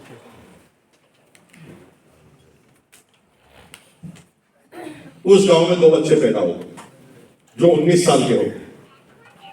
एंटरप्रेन्योर का माइंड था उनके अंदर। उनको कहा कि कुछ करो, खेती करो, तो कहते हमें खेती नहीं करनी, बिजनेस करना। क्या करोगे बिजनेस में? तो उन्होंने दिमाग लगाया, समस्या पानी की है तो हम पानी का ही बिजनेस करेंगे।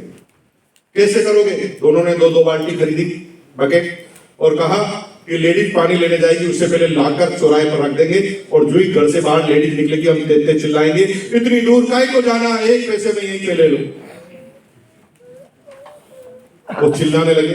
धीरे धीरे पता चला लेडीज को, उनके हस्बैंड को पता चला, गांव का कल्चर बदला। अब सब लोग पानी उनसे खरीदने लगे।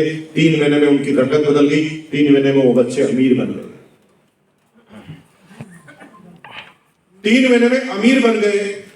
लेकिन जो ही वो अमीर बने, गांव के दूसरे बच्चों ने भी पानी का ही बिजनेस चालू कर दिया, क्योंकि ट्रेडिशनल मार्केट की कॉपी हो जाती है मेरे भाई। जब एक साड़ी की दुकान हिट होती है तो पूरा मार्केट साड़ी का हो जाता है। एक गोलगप्पे वाला कहीं हिट हो जाता है तो उसका नाम सब जगह हिट हो जाता है। मुंबई में कालवा देवी एक बिजनेस सेंटर है, साउथ मुंबई में। वहां पर एक फेमस रेस्टोरेंट है, रेस्टोरेंट का नाम है भगत ताराचंद। क्या नाम है? एक गली में परिमल जी 14 भगत ताराचंद है। एक का नाम है आर भगत ताराचंद, एक का नाम है टी भगत ताराचंद, एक का नाम है एस भगत ताराचंद, एक का नाम है एम भगत ताराचंद। जो सबसे लास्ट में खुला है उसने लिखा है यही है असली भगत ताराचंद। कॉपी हो जाएगी, दुनिया का हर ट्रेडिशनल बिजनेस कॉपी हो जाएगा। देखते ही देखते जब सारे बच्चों ने ये बिजनेस करना चालू कर दिया तो उनका बिजनेस डाउन होने लग गया। इतना डाउन हुआ कि अब उनका पानी बिकता ही नहीं था। तब उन्होंने सिर पकड़ लिया, मेरा आइडिया, मैं पहला आदमी, मैंने एस्टेब्लिश किया और मैं ही बर्बाद। उसने सिद्धांत लिखे, लिखो 3 सिद्धांत। उसने तुरंत अपनी कॉपी खोली, 3 सिद्धांत लिखे। पहला, ऐसा कोई काम नहीं करना जिसे कॉपी किया जा सके। क्या बोला? हेलो, क्या बोला मैंने? ऐसा कोई काम नहीं करना जिसे कॉपी किया जा सके। सिद्धांत नंबर 2, ऐसा कोई काम नहीं करना जो हमेशा करना पड़े, जिद बढ़ते दम तक करना पड़े। बार बार करने वाला, नौकरी, दुकान, बार बार करने वाला काम ही नहीं करना। तीसरा, ऐसा कोई काम नहीं करना जिसमें बुढ़ापे में बुजुर्ग होने पर बच्चों पर निर्भर होना पड़े। 3 सिद्धांत लिखे और सोचना चालू क्या क्या करें क्या करें क्या करें, तभी उनके दिमाग में आइडिया आया। आइडिया क्या आया? 5 किलोमीटर दूर जो तालाब था वहां से पाइपलाइन बिछाने का आइडिया, कि 5 किलोमीटर तालाब से गांव तक एक पाइपलाइन लेके आ जाएंगे। कितने साल पहले सोचा? 500 साल पहले। इलेक्ट्रिसिटी नहीं थी, ट्रैक्टर नहीं था, साइकिल नहीं थी, कोई औजार नहीं थी, जेसीबी मशीन नहीं थे, 2 पहाड़ बीच में आते थे और ये 5 किलोमीटर से पाइपलाइन बनाने के बारे में सोच रहे थे, जो असंभव था। अब तक किसी ने सोचा तक नहीं था, और किसी ने सोचा तो क्यों नहीं किया? क्योंकि टाइम लगने वाला था। कुछ लोग आरसीएम इसलिए नहीं करते क्योंकि टाइम लगता है। मैंने अपने दोस्त को बताया कि आरसीएम करेगा तो स्टार सफायर पर तेरी इनकम 15-20 लाख आ जाएगी। तो मेरे दोस्त ने कहा कर लूंगा। कितने साल लगेंगे? मैंने कहा 15-20 साल। 15-20 साल? 15-20 साल के बाद तो मैं 50 साल का हो जाऊंगा। मैंने कहा तू कुछ मत कर, तो भी 15-20 साल के बाद 50 का ही होगा। करके हो जाना, बिना करे क्यों होना चाहता है 50?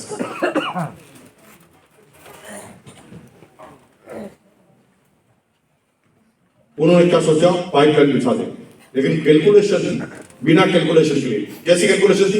इजी कैलकुलेशन, कि रोज 2 बाल्टी पानी लाऊंगा, घर का खर्चा चलाऊंगा, यानी पार्ट टाइम काम करूंगा, और रोज 5 किलोमीटर मतलब 5000 मीटर, एक दिन में 1 मीटर खोदूंगा।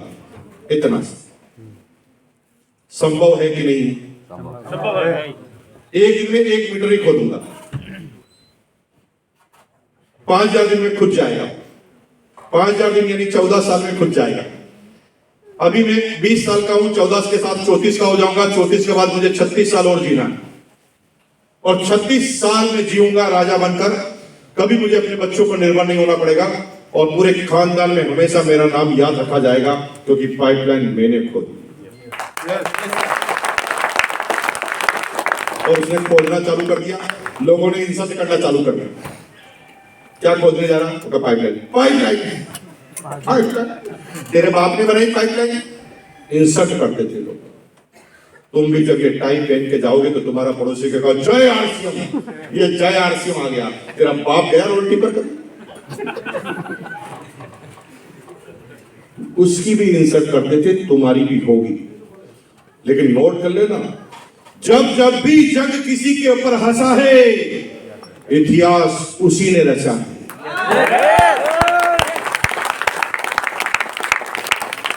उसने खोदना चालू कर दिया, और खोदते खोदते खोदते खोदते 10 साल में पाइपलाइन कंप्लीट।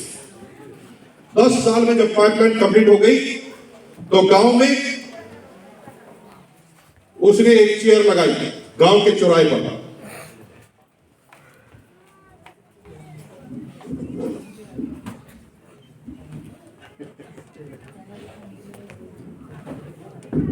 गांव के चौराहे पर एक चेयर लगा दी, उस पर बैठ गया और बोर्ड लगा दिया पास में।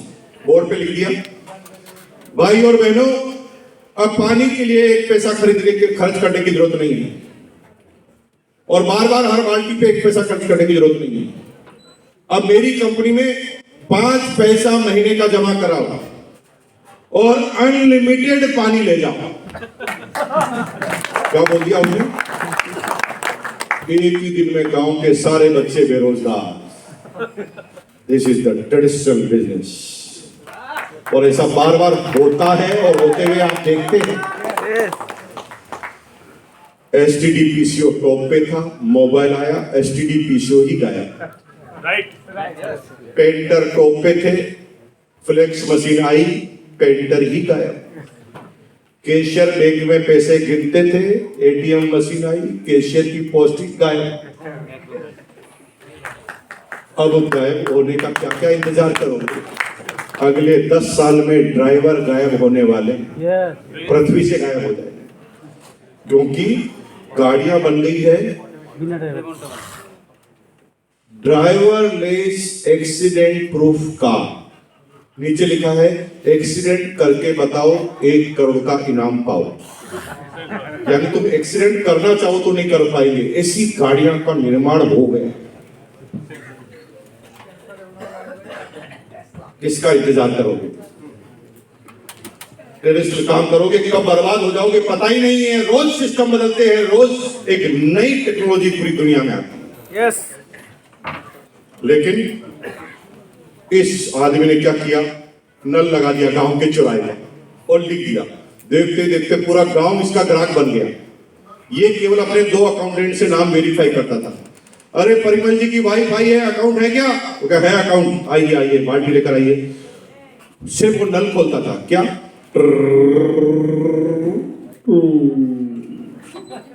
बस इतना सा काम। जब भी करता था तो पैसा आता था। क्या करने से पैसा आता था? बोल ही नहीं पाता। क्या करने से पैसा आता था? बोलो नहीं, अट्टर नहीं, क्या करने से पैसा आता था? बोल ही नहीं पाए सर। चलो मैं करवाता हूँ। सब लोग है ना, ऐसे पकड़ो जैसे आपने अपनी टेप पकड़ी हुई है, यानी नल पकड़ा हुआ है। ऐसे पकड़िए बहन जी, ऐसे पकड़िए सब लोग। नल नल जैसे पकड़ते हैं बहन जी, मोबाइल में देखिए नल पकड़िए, नल ऐसे ऐसे नल पकड़िए, ऐसे हाथ को कीजिए, ऐसे ऐसे, हाँ ऐसे नल पकड़ लीजिए और मेरे साथ करेंगे सब लोग, है ना।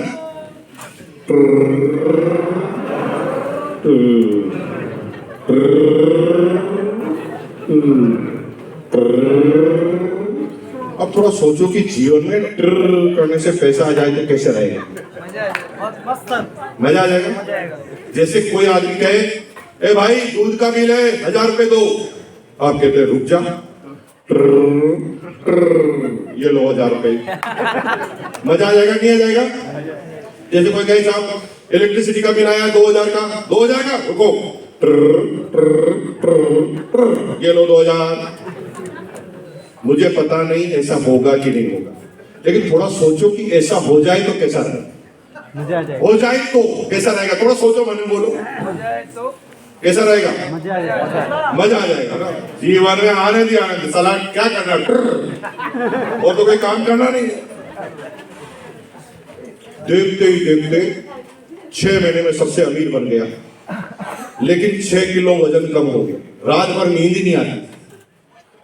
इतने अमीर आदमी को रात भर नींद क्यों नहीं आती थी पता?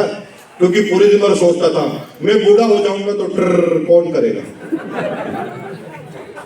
तो किसने कहा कि तेरे बच्चा करेगा? तो उसने कहा नहीं, मेरे सिद्धांत में लिखा है कि बच्चों पे निर्भर होना ही नहीं। तो उसने और दिमाग लगाया और दिमाग लगाया और दिमाग लगाया, तो उसके दिमाग में आइडिया आया। उसने ना एक नया बोर्ड बनाया। बोर्ड पे क्या लिखा? भाई और बहनों, अब आपको 5 पैसे देकर चौराहे पर आकर पानी लेने की जरूरत नहीं है। अब आप महीने का 10 पैसा जमा कराओ, मेरी मुख्य लाइन में से आप अपने घर में खुद पाइपलाइन ले जाओ और खुद ही करो।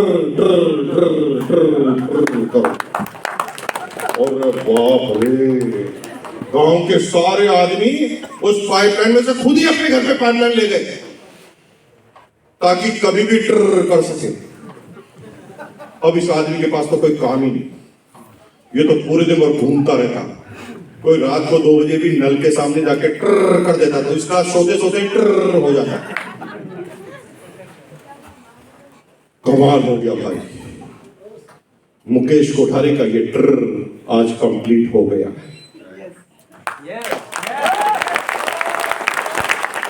मेरा हो गया है।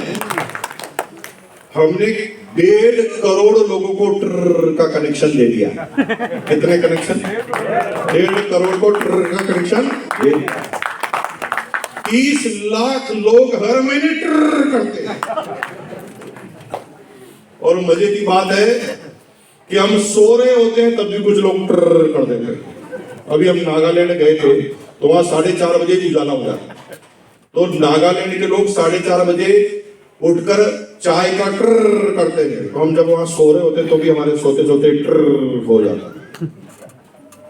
30 लाख लोग करते हैं तो उनके घर पे की ही आवाज आती है। आपका लेवल छोटा ना, तो आप करेंगे तो की ही आवाज आएगी। लेकिन आप करते हैं तो हमारे यहाँ की आवाज नहीं आती, हमारे यहाँ कंटिन्यू आवाज आती है।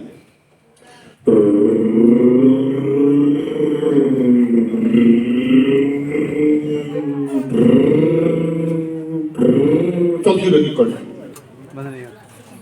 आपका छोटा हमारा लंबा लेकिन महीने के एंड में तो प्रेशर का बढ़ जाता है। एक रिफ्रेश में 5 लाख। जीवन में अब हम 1 महीने के लिए ऑस्ट्रेलिया जाते हैं तो पीछे ट्र चालू रहता है और ट्र पे ताला लगाने की भी जरूरत नहीं है, चौकीदार रखने की भी जरूरत नहीं है। हमने कोई नौकर रखा ही नहीं, सारे मालिकों को ही भर्ती कर दिया। सब लोग अपने लिए ट्र करते हैं तो हमारा ट्र होता है। हमने किसी कोई भी आदमी हमारे पर एहसान नहीं जता सकता कि सर मुकेश जी मैं आपके लिए ट्र कर रहा हूँ। मेरे लिए ट्र कर रहे हो कि तुम्हारे लिए ट्र कर रहे हो? लेकिन मजे की बात है खुद के लिए ट्र करते तो हमारा ट्र बिना किए होता है। और यही वर्कफुलनेस है।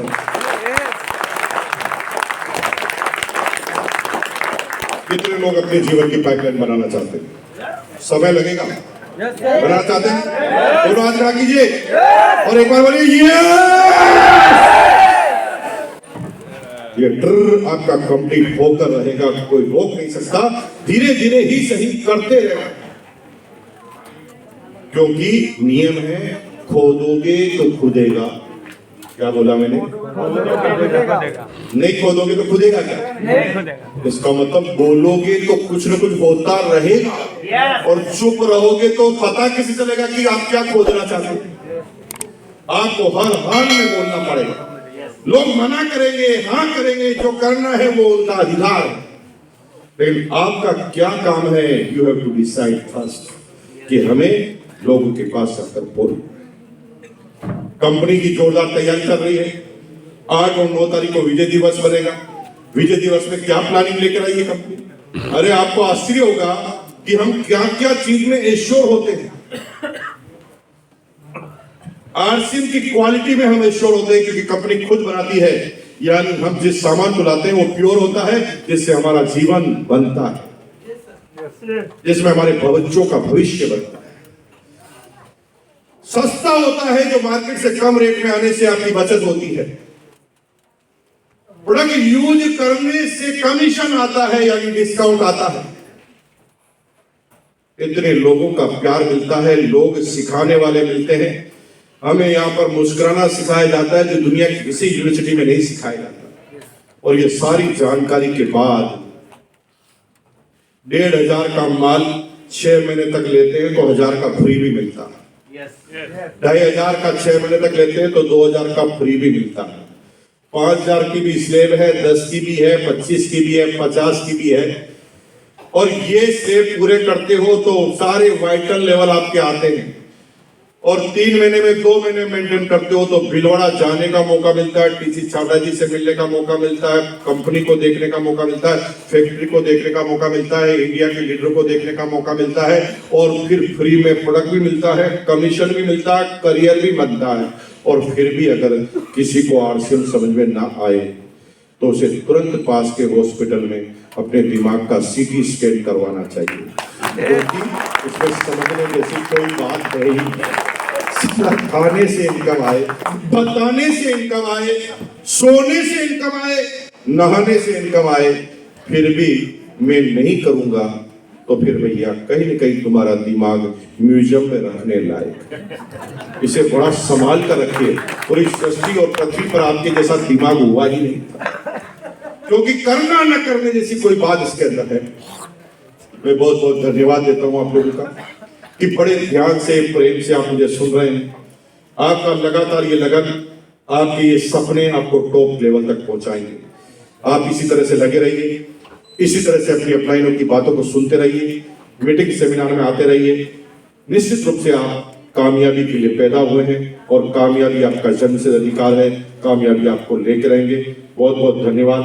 मैं अपने स्टेज से मैं नीचे जा रहा हूँ, उससे पहले मैं चाहता हूँ एक बार दोनों हाथ खड़े करके एक बार जोरदार ताली यहाँ के जो भी ऑर्गेनाइजर हैं उनके लिए बता दें कि उन्होंने इतनी शानदार हॉल का प्रबंध किया, इतनी शानदार मीटिंग का प्रबंध किया।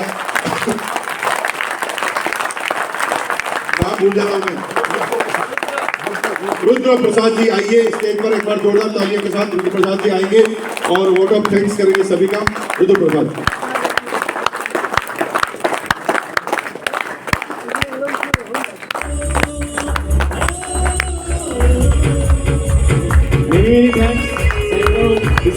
संबंध और ऐसे ही करके सर हम लोगों के ऊपर आशीर्वाद देते रहे।